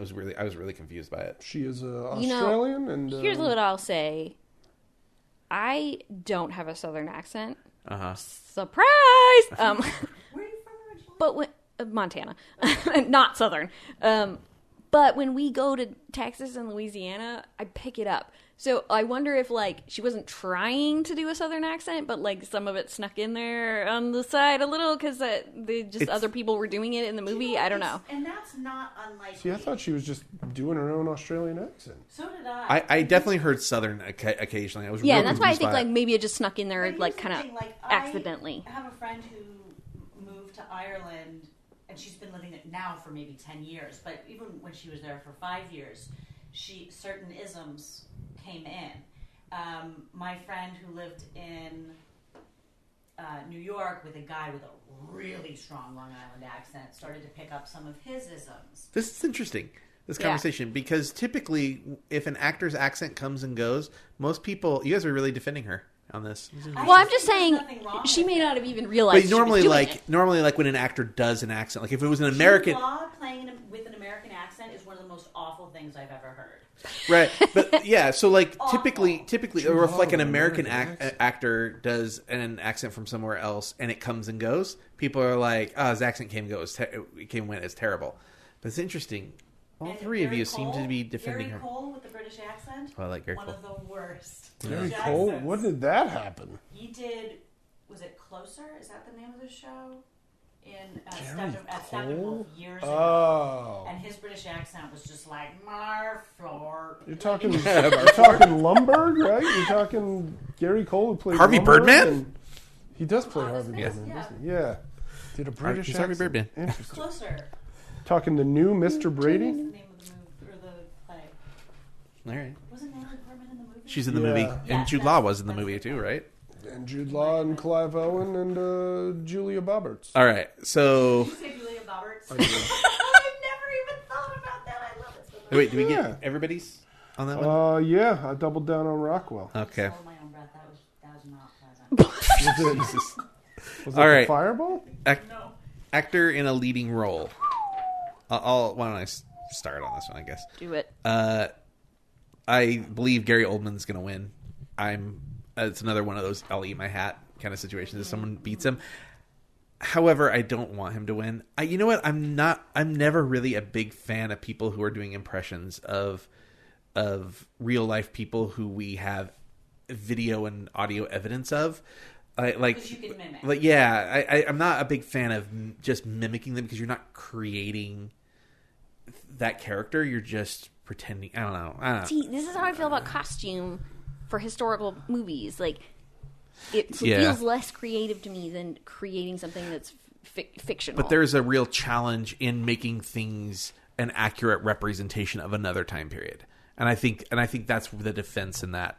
I totally get what you're saying, yeah, and you're not wrong to think that at all. But I do think that there's this other sort of challenge that goes into it, and utilizing realistic fabrics. And I mean, to talk to a costume designer, I think they probably have a better take on it. I mean, you've seen how I dress. It's not. I shouldn't be talking about fashion. But I don't know. I feel like that's the same for doing an impression. Like if Gary Oldman did a really bad impression of you would be him, like, then we'd be like, well, You can feel if somebody's putting something. I'm not saying he didn't do a good job. For sure. You're just making it I just don't like it as much. I still think he's going to win, and I think he's going to win because he did a fantastic, damn fine job of playing this character. He's not the one I want to win. Who do you want to win? Timothy Chalamet. Oh. I thought his kid came out of nowhere for me. He's absolutely brilliant. I think he's got like such a soft touch to character, and he's likable and believable, and he's got life, and he's a really special actor. I totally Even in Lady Bird, I thought he was really, really good, and it's such a complete departure from his character in Call Me by Your Name. Was he the douchebag in Lady Bird? And I was like, I don't even remember him in Lady Bird. He's so different. yeah, he's very different. I should watch Lady Bird again. So I picked Gary Oldman to win. If anybody's going to beat him, I really hope Timothy Chalamet does, because he's so freaking good. I did recently read a thing about the Academy has sort of forgotten the fact that Gary Oldman, and I don't know the story, but Gary Oldman is an abuser, and I assume, I don't know, women. I don't know.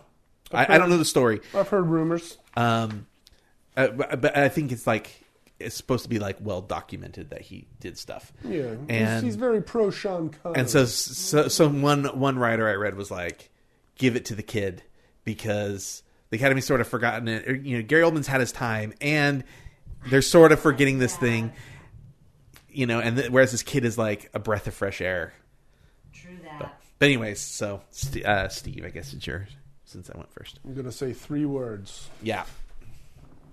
Double down Lewis. Okay. You think it's like this is his last hurrah? They're going to give it to him. He says he's retiring, which I believe to be a ruse. I believe it's a ruse as well. I don't know if it's a ruse, but I don't think it'll stick. This is my prediction. Yeah. He might mean it now, but This is my prediction. Daniel Day-Lewis gets up there and he's like, I have a retirement in me. I don't like to see other people retire. No, he's going to get up there. He's going to, he's made this whole thing about how he's retiring. Yeah. And then in like 5 to 10 years, a movie's going to come out. And we're going to have absolutely no idea that Daniel Day-Lewis is in it at all. Yeah. And then He's just like, going to be in it. And then like Tom Cruise in frickin' Tropic Thunder, Sure. he's going to show up in a super deep disguise. Right. And then 10 minutes into his performance, it's going to start dawning on people. Yeah, you still wouldn't know it was him. Exactly. Because so many people did not know that was Tom Cruise until like the very end of that movie. It's like and he's I Andy think Kaufman, his career. I think Lewis is working on a huge ruse. People are going to be take like, a nice long break and Ray then Fiennes? just That's Ray Fiennes, right? into something. Yeah, exactly. Is that... Did Ray Fiennes and Liam Neeson have a baby? And that baby's wearing prosthetic? No, I really think it's a ruse. I can't imagine that he's retiring. But if it's a ruse, and if I turn out to be right, it'll be the first time I've ever been right about anything. All right. So you double down. Double down, Lewis. All right. I put down that Gary Oldman was going to win, but my pick was Timothy. Yes. I wish. Me too. By the way, I watched the movie and I was supposed to go out on like a brunch date after with this guy for the first time, and I'm like, okay, just start putting my makeup on towards the end of the movie, and I'm like, oh god, this fucking movie. And I start walking in circles, and I was like, no, not right now. I was like, I'm gonna cry. And then I was like, oh my god, this movie. Like, this is what I actually sounded like. Why didn't you just push stop? I couldn't. It's Wow. so I have to keep going. I have to go to this brunch. Before you, I'm going to talk about the tweet that I saw. Wowzers. The skier or the snowboarder that fell at the Olympic Games, and he tweeted a selfie of him in the mirror with his nasty bruise all over his side the guy of his who ass. like hit the top of the half pipe? I mean, Like- I don't know, think that but was him. this bruise is like It's different nasty. awful larger bruise? than a football. Like, And it's he's- huge. His tweet was a photo of him with the bruise, and his tweet was, "I haven't seen a peach this destroyed since Timothy Chalamet." Oh. Call me my. That's hilarious. And I was like, "Oh, that's like the best tweet I've ever seen." That's funny. It is really funny. Viewers, if you haven't watched it yet, please watch it. I was talking to somebody who was just so offended that he threw the peach pit on the ground. I was like, they're in Italy. Yeah, get over yourself. And he's in that weird room. It's like, it's Offended that he dusty threw and the funky. Like And he's a an kid. attic. Kids like do Throw stupid... shit on the floor. Yeah. Boogers. I mean, can you imagine the dishes I left under my bed? I mean, Seriously. come on. Not to mention, I mean, a 17-year-old kid, he's whipping DNA out all over the place. That room is covered. Okay, Des, your turn. Okay, total aside, I'm currently working on designs for a student housing college apartments. Oh. And like everything that we're talking about right now about how teenagers just destroy shit has everything to do with how we're designing this building. Oh, yeah. And it's like not only are these teenagers, but the target market is rich teenagers who give even less of a shit Yeah. because it is not their money Oh, that gets wow. Right. spent Clean up when after shit gets myself. and when they break shit, their parents just pay for it. So it's like it has to be so indestructible, Wow. It's funny because but look like luxury. I live in loft style. I'll talk to you about it later. Yeah. I'll tell you about what it looks like. Okay, sorry. right. Totally aside. Actor Okay, in a leading role. this might come as a shock. It's a big shock coming. Right? Okay. I picked Gary Oldman, Oh no! So surprised. and as my one, I Sorry, picked Denzel. Timothy Chalamet. Yeah. All right. That's great. Yeah, I don't know. I think Gary Oldman did.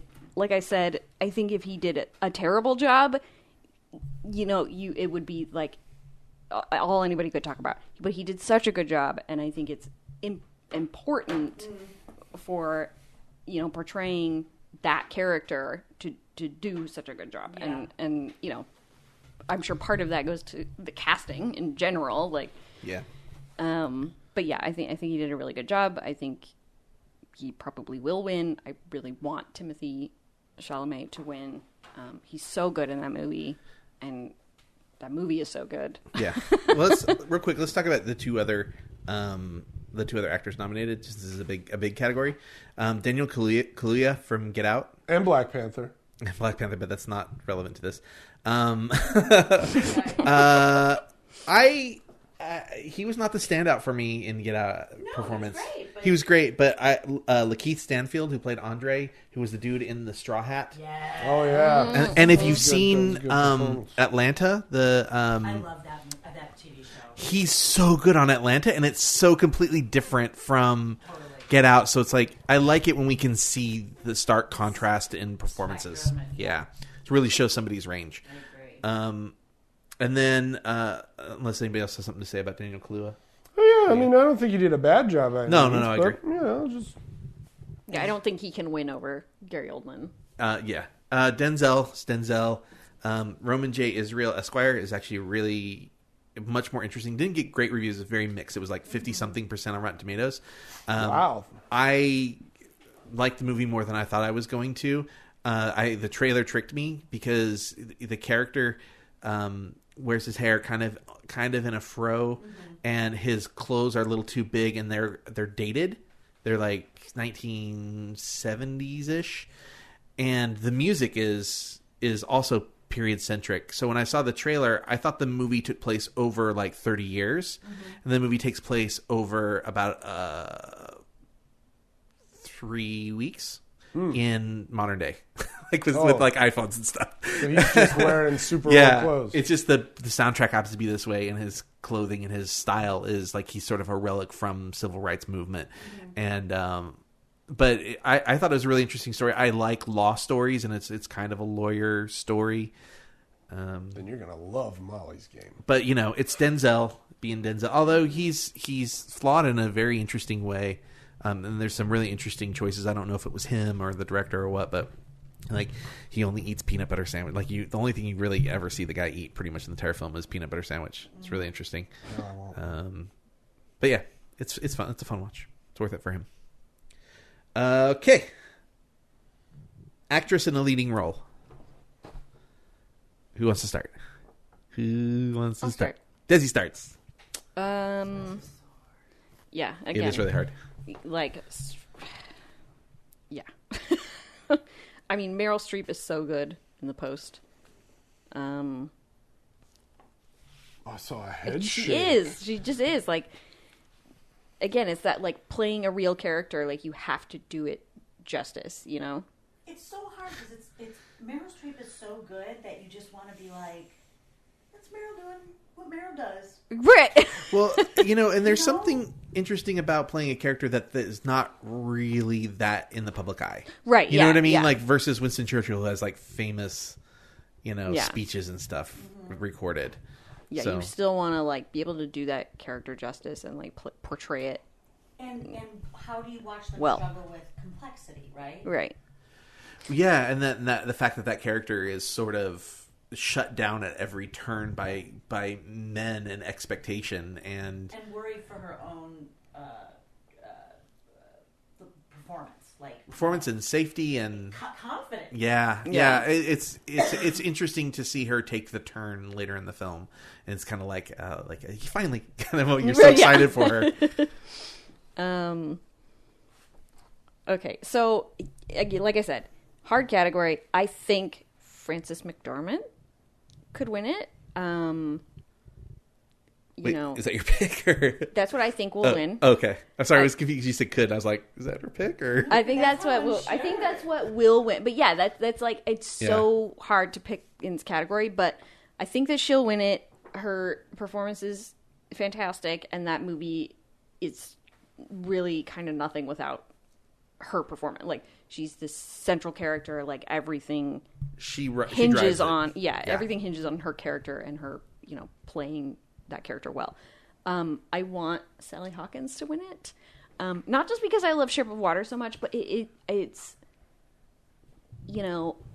from the tiny amount of high school acting that I've done, it's got to be so difficult to play a role with that much emotion and that much power and passion without saying any words. Like she has almost no dialogue, Except for yeah.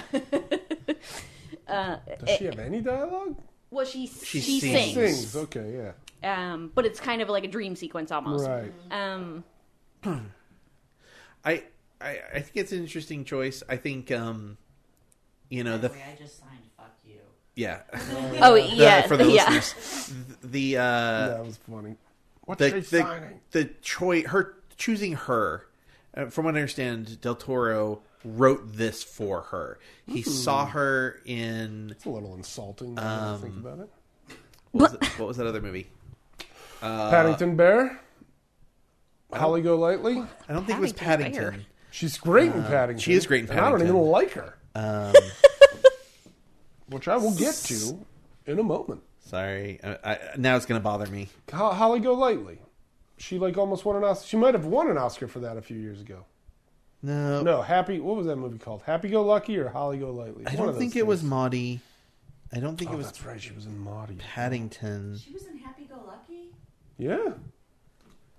I'm like All the phones are coming out. 41% certain. Well, Now I'm wondering if that's the movie I'm even. so thinking of. he had seen her, and then was at some either a premiere party or an award party or something where she was there, and he was apparently drunk and was like trying to explain this movie, this idea that he had to her, and how he was had written it for her and wanted her to play it. Every actress's dream, some drunk guy being like, I will be in my movie. Yeah.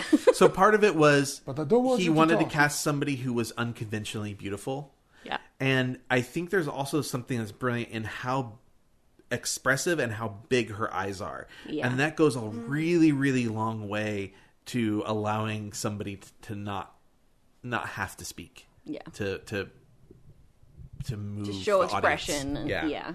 So I think I want it's a her good to. point. I want her to win it, because like I said, it's got to be so fucking difficult Yeah. to do that role as well as she did. So yeah, that's my picks. I picked Frances McDormand. Yeah. She was just so, especially in a climate of needing. I mean, a lot of these women represent this, but a climate of strong women being coming to the forefront, Demanding justice. Yeah, she was just such a powerhouse in the character and the performance. I also said I want Sally Hawkins to win. I want that because sort of some of the same reasons. I think the challenge of not just not being able to speak, but actually having to essentially learn, at least for your lines, another language, which she had to with the sign language. And to be able to believably convince the audience that she's expressing dialogue to another creature, not just another human being. Yeah. I don't know. This is really impressive to me. Yeah. So, One thing I was going to say too about Frances McDormand. yeah. Is that she for all of the the power and the demanding justice and the just emotion and her outrage, she is also flawed. She's Deeply flawed. and that's important to the story, and I think it's also important to the message now. I think a lot of women get stuck in this well, I can't be that strong person because I'm flawed this way or that way or whatever. I think there are sometimes we let our perceived flaws hold us back, and so I think that's an important part of her character, Right. that they show that part of it too. That it's not just oh, she's this badass. Well, Yeah, I mean, it was they humanize her. Integral to the story. Yeah, exactly. And I got the feeling that besides wanting justice, she deserved justice, and she felt she deserved justice. But I got the feeling that she didn't feel like she deserved anything else, right? Yeah. And I in no other scene was it more apparent than when she's having dinner with Peter Dinklage's character, and he's sort of expresses the same, I think, feelings that she's feeling, which causes her to take the wine over to the other people. But yeah, I think it was a really moving performance. Steve, Tough category. tough category. Agreed. I don't think Sally Hawkins is going to win it because she didn't have to memorize any lines. No, I'm just kidding. She really did do a Steve. great job in there. Frances McDormand not going to win it because, hey, big deal. She played a lady from Fargo up north. Now she's playing a lady down south. Who cares? I'm kidding. I love Frances McDormand. She's absolutely wonderful. Since Darkman, baby. And before. Margot Robbie, maybe a little too new. Hard to say. I want Saoirse Ronan to win. It's Saoirse. Saoirse. Like inertia. I pronounce it with a Z. You didn't watch the Saturday Night Live with her in it, apparently. She says Saoirse? Saoirse like inertia. See, I've heard her on WTF. She said Saoirse. She does a whole song about how to say it. Saoirse like inertia. Funny. Yeah.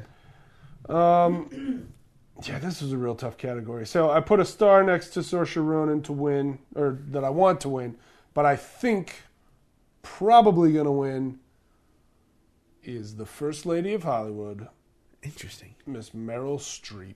Interesting. I mean, Not you because could. I saw the post, but I just think Streep's always a pretty safe bet. Wait, you didn't see the post? I haven't seen it yet. Yeah. I'm pretty ashamed of myself because I really, really wanted to see it, and I just keep putting it off. We saw it. The Post. Of course we saw it, Wesley. Because it's Steven Spielberg.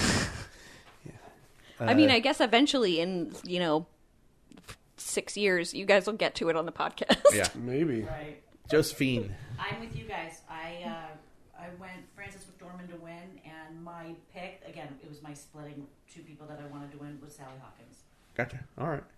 When I saw I just need to say this, when I saw the first preview for Three Billboards, the preview came out way before the movie came Yeah. out. Yeah. And I was like, when is this movie going to come? I remember I was like, Yeah. pounding my fist on the armrest. I was so excited to see that movie. And then it just felt like it never came out. Yup. Then boom, it was nominated for an Oscar. And I'm like, where the hell has it been? Yeah. And then we got screeners. And then I got my screener. Yeah. So, Yeah, it did take forever. that's my thought. Moving on. All right. Is that every category? No, we got two more. 2? Calm down, Steve. Directing. Joey, you want to start directing? I doubled down on The Shape of Water just because I felt there was a lot of talk about Guillermo. Uh-huh. And like I said, I just don't think Lady Bird and Get Out are... Paul Thomas Anderson was a thought, and I didn't see Dunkirk. Don't call him a thought. I didn't know this was tough for me. So, Yeah, it's a tough category. because I loved what Paul Thomas Anderson did but this is an Academy thing that I'm like, I'm just going to give them both to Guillermo. Sure. Let's go this way on this one. Steve? I want Phantom Thread to win because I feel like I'll probably wind up in a Paul Thomas Anderson movie before any of these other directors. But I think Dunkirk is probably going to win. Okay. So you want Phantom Thread, but you think Dunkirk. But the Oscar goes to Dunkirk. Your favorite. I picked... Just totally ignoring you. Yeah, it was Bane now. I was born into Oscar. So for directing, I picked Guillermo del Toro. I think he's got a ton of momentum. He's winning a lot of awards, and it's really clear what the vision was in The Shape of Water, and it was done, I mean, expertly well. I mean, even if it's a story we've kind of seen before, done with like a movie monster instead of whatever, it's just really enthralling, and his love of cinema is present in there, and it's just, yeah. I think the premiere, or one of the special screenings they did, was actually at the theater that they shot the inside of the theater scenes. So the audience was watching the movie in the theater. So they were like seeing the theater that they were literally sitting in. Oh, wow. That's it's cool. kind of cool That's idea. very cool. Yeah, he just has this real appreciation for that kind of stuff, and I just There's one thing actually there's a couple more things real quick. yeah. Just, when I saw Pan's Labyrinth, I was kind of I was grossed out by it because, of course, it's this kind of grotesque grossness. Sure. Oh, yeah. So I didn't watch a lot of the movie. Like, my hands was Oh, wow. my face, and I think I plugged my ears for it because he also uses sound a lot. Even Yeah. if it was really, like, with the fingers with Michael Shannon's character. Yeah. Yeah. I hate that. I'm like, I don't want to. It grosses me out, and I get that it's done on a fantastical level. And so when I was watching Pan's Labyrinth, I'm like, there's only so much of this I can frickin' watch. But at the end of the movie, I could have a completely different take on whatever this meant. At the end of the movie, when you realize basically that the girl, the female, Wait, character, or are you talking about Shape of Water? Pan's Labyrinth. Oh, Pan's Labyrinth. Okay, yeah. Sorry. You realize I that got the confused. girl had died, Yeah. and to me, I looked at the movie as, oh my God, this is the way she had to translate how all these horrific things were happening in front of her. Mm-hmm. And that's when all the I don't get the weird blah blah blah movie. Why does it have to be done in this fashion? And I went, to me, that's why it made sense to me. And then I started gushing like a waterfall. Yeah. Like, I just bawled my eyes out because I thought, what a beautiful way to turn a horrific situation into still something that is grotesque but fantastical at the same way, Yeah. so that Yeah. a young brain can process it. Yeah. Even though she dies and she meets her monster at the end of it, Right. kind of Right. thing. But and also the one other thing about him, there's a list of like the 10 movies Guillermo del Toro. I can't say his name is like a tongue twister. Mm-hmm. Guillermo del Toro. Like his top 10 movies that you should see. Yeah. I think I've seen one. No. Oh, wow. Of his movies or movies that he likes? Movies that he likes. Oh, yeah, yeah. That, like, have really influenced him. Yeah. But you should take a look at the list. Well, to your point about the way to sort of tell like a horrific story, we watched recently last month. We watched this movie called Bang Bang Baby with Jane Levy, and my it's God. like a 1960s musical, but the setting is like a melodramatic, kind of trauma-esque B movie, dealing with mutants. But at its heart, that's not what it's actually dealing with. So I recommend if you like that sort of twist. Yeah. It's not like the best movie ever or anything. But it's like but it's fun different. and like kind of kitschy, but then like also deals with this sort of serious issue. Yeah, and it's different, and it's Jane Levy, who I love. Jane Levy, she's great. Put it in my little list. Bang, bang, and it's kind of baby. a musical, and I love musicals, so you know. Okay, so so I picked Shape of Water to win, but it's not the one I want to win. I want Jordan Peele to win. And I think that there's a real shot that he's the dark horse. I didn't mean to say it like that, but Wes. that he's the Could've said underdog. cut and dry. That he's the underdog, and that he's going to come away with this. I think the Academy could surprise us with a Jordan Peele win. That'd be nice. I could see them rallying behind him. Because that's what it would be. Absolutely. It would be Yeah. the Academy rallying behind him. Yeah. Saying, we see what you're doing. We understand. this, And yeah. we support it and we'll honor it. So, Okay. Des? Are you directing? I think Phantom Thread could win, but I haven't seen it, so I really don't know. Kind of take it. Again, There's like a it's lot just- of talk that like people in the industry really Yeah. thought it was a really special work of like a masterpiece for Paul Thomas Anderson. Andrew yawning. Sorry. We're almost there. Look, I One more was drinking, category. so now it's pass out time. Yeah, I know. You This did is how this. I work. I didn't do this. You It was mentioned not the Wes's fireball. decision at all for me to drink. Have we gone over? Okay. Almost. So I think Phantom Thread could win. There's been so much talk about it. Even though I haven't seen it, I think it could win.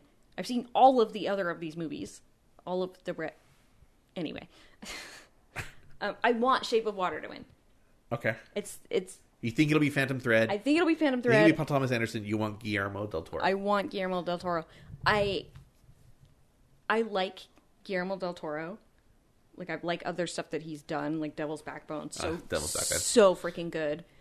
But I like that he did something that's not really a horror. Like, there are, It's inspired by, but not actually. right. horror. Yeah. And, like, there are elements of it that are kind of horrific, and there's, some like gore in it a little bit, but it's at its heart a sweet romantic Sure. fantasy, and I like seeing his style applied to that type of story. It's more in my wheelhouse. All right. Also, I think it's hard to say his name because some L's are not L's and others are.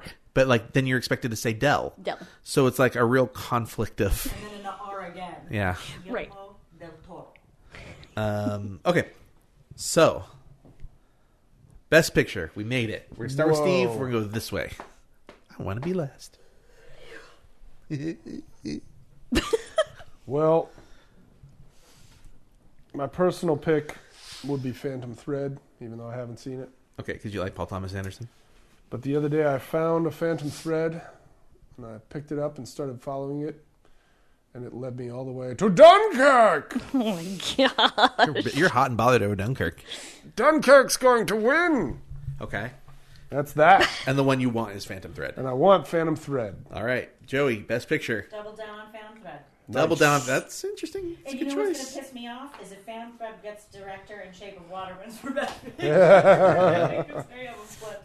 I just thought it was a masterpiece. I really do, and I understand why some people were disappointed by it, but not to me. To me, it was like watching an amazing piece of theater on screen. Yeah. Cool. It had an original story to it, and it felt like it was adapted from a novel to me. All right. And I thought it took that kind of care. All right.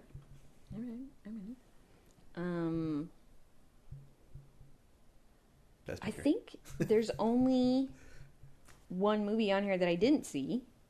Right? Wait, you didn't see okay. 3 Billboards. I didn't totally see 3 Billboards, but I at least heard And you didn't see Phantom it. Thread. I did not see Phantom Thread. You did good. All the rest of these, I liked all of them.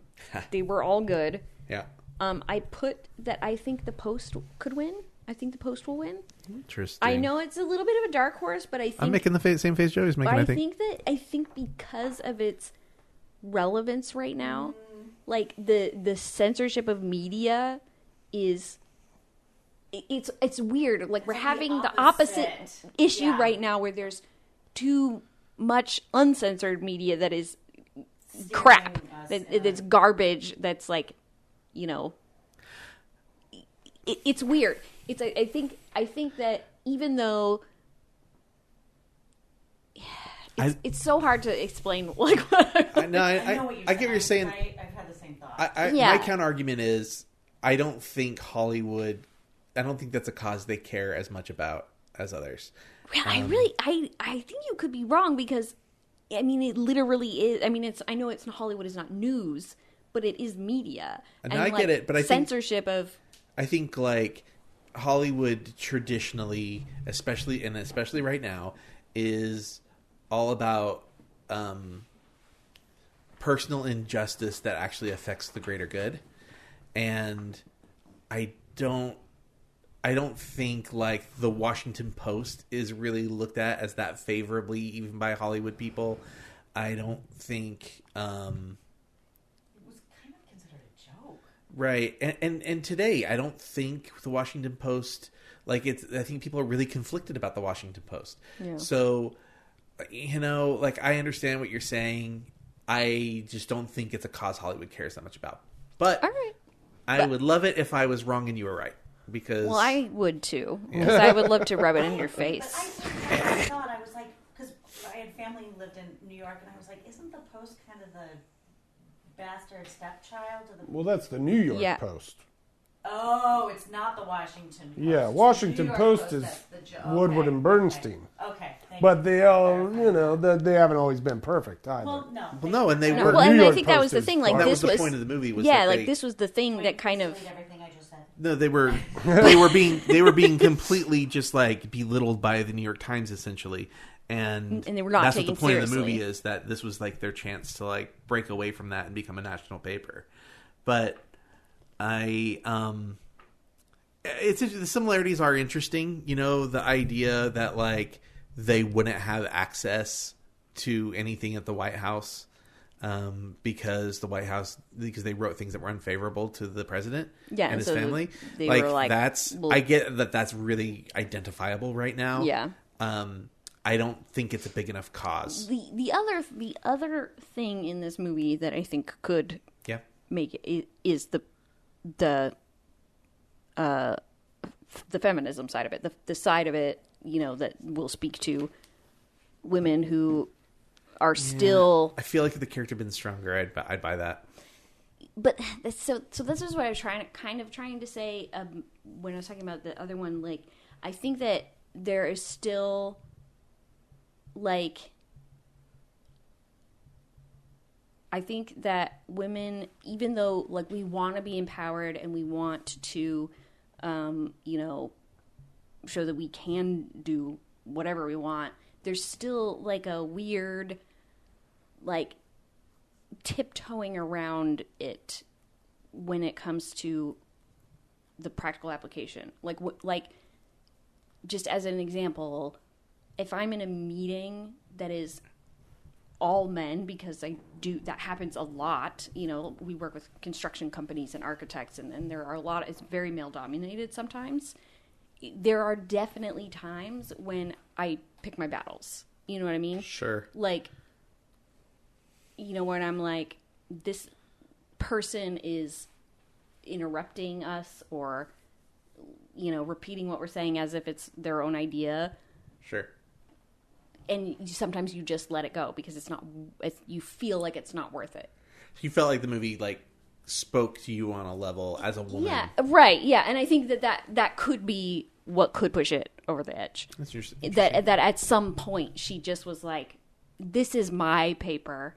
This is my decision. That's what's happening." You know what I mean? Like, she got past that sort of like reluctance to get past like a woman's place to stir the water, to like shake things up. Right. So that's the one you think will win. That's the one that I think could win.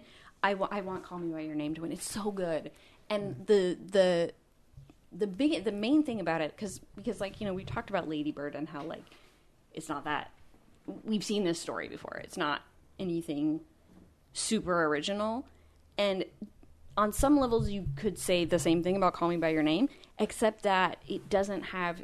There's not.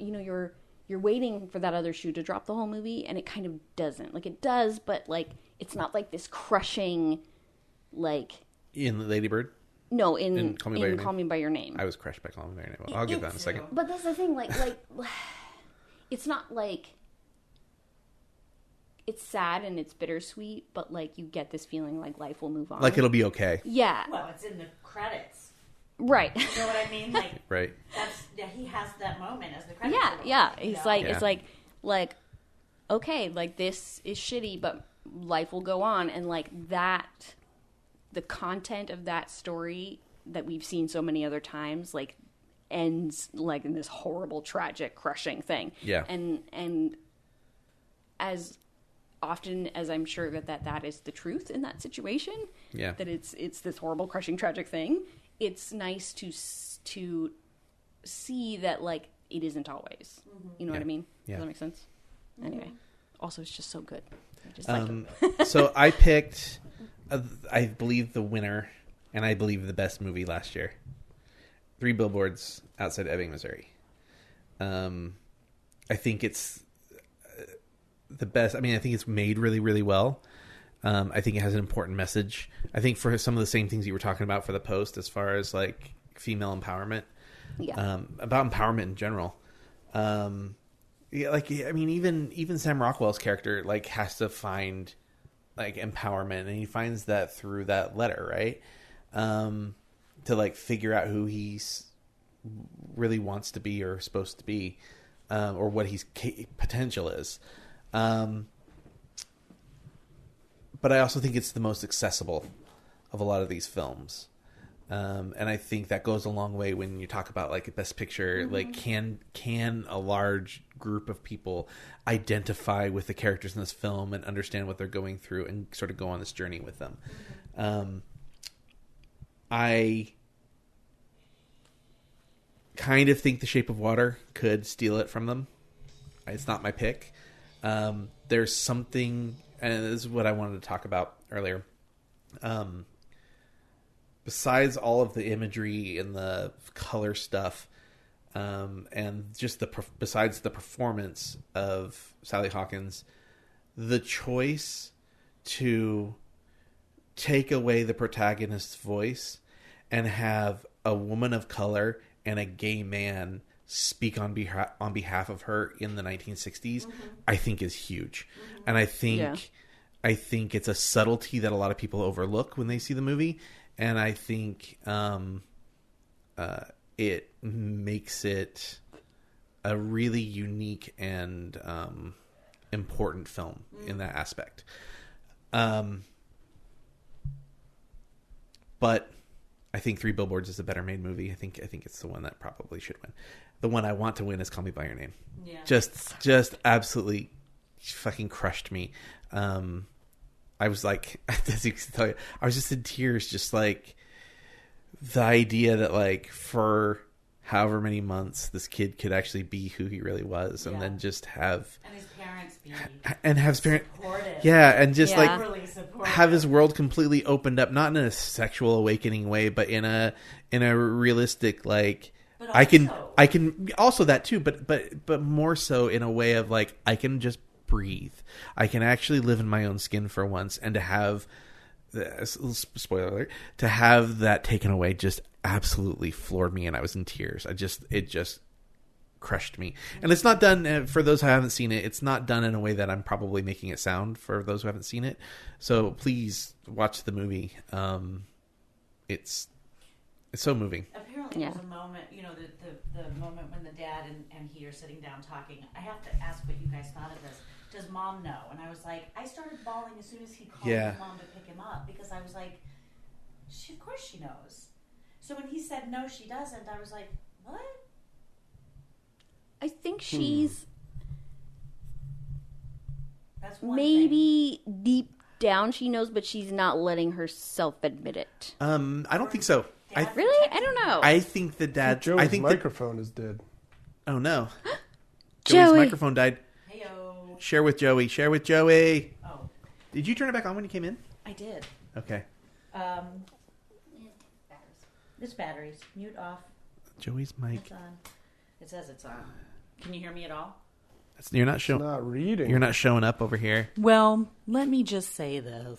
Start over. No, Yeah, I'm we'll kidding. just start the whole thing over. So really quick, because I got to get my butt out We're of here here. till dawn. But the two things was that I would love to hear your guys' thoughts on, and the other one was people. A friend of mine said, "Oh yeah, I heard there's argument about how the dad was basically saying he was gay too," and I was like, "No, he's just talking about finding the love of his life." I thought actually think the dad was saying he was gay too. I thought it was questionable. I think he could have been saying that, but it wasn't super clear to me. Like I think that I was like, "Why open that can right now?" And then I was like, "Oh, is it because this is what guys have been doing, just marrying people?" And that's kind of a big thing to admit to your son. I think it's the realization that like what you do is you're in the closet. Like he just had this thing. What's your cup down there? He had this thing taken away from him, and and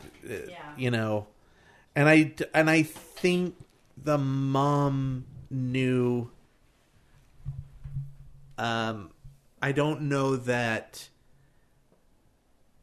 they felt it was. It would. Okay, sorry. It's just trying to form my thoughts on this.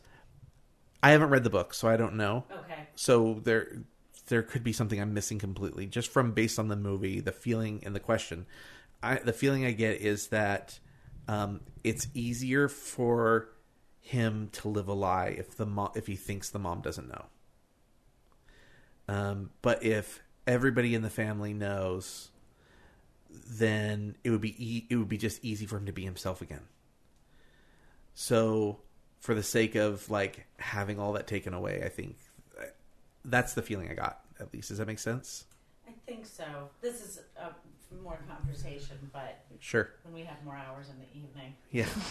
We haven't already been recording a podcast for 3 hours. 4 hours. Yeah. Well, I mean, we goofed off for an hour. What? I don't know what you're talking about. All right. We weren't goofing. So- it took us a while, but we weren't goofing. So all that's that it. hard. We did it. We did it. Let's just recap everybody's. I'm just joking. So I'll tally this up on the 4th. And I guess whoever you agree with the most, just pick that person's picks and go with them. You know it's me. I'm just joking. I'd be really happy if it's Desi. Because she's sort of the least film-centric of the three of us. Yeah. Or four of us, I mean. The dark horse to win this. So it'd be neat for Desi to win. Yeah. But, okay. So that's it for this episode. The next episode will be the 15th. It will be Steve and I. Whoa. We actually pre-recorded, so we already know what we watched. What did we watch? We watched The Quiet Man. Not quiet enough. And Close Encounters of the Third Kind. Not close enough. You guys, Wes just wants Nobody can hear me you, to Joe. win so that he can say that he won because he taught taught me you everything how to- I know about film. You form your own opinions. That's hilarious. That's all you. All right, everyone. Until next time, Bon Cinema.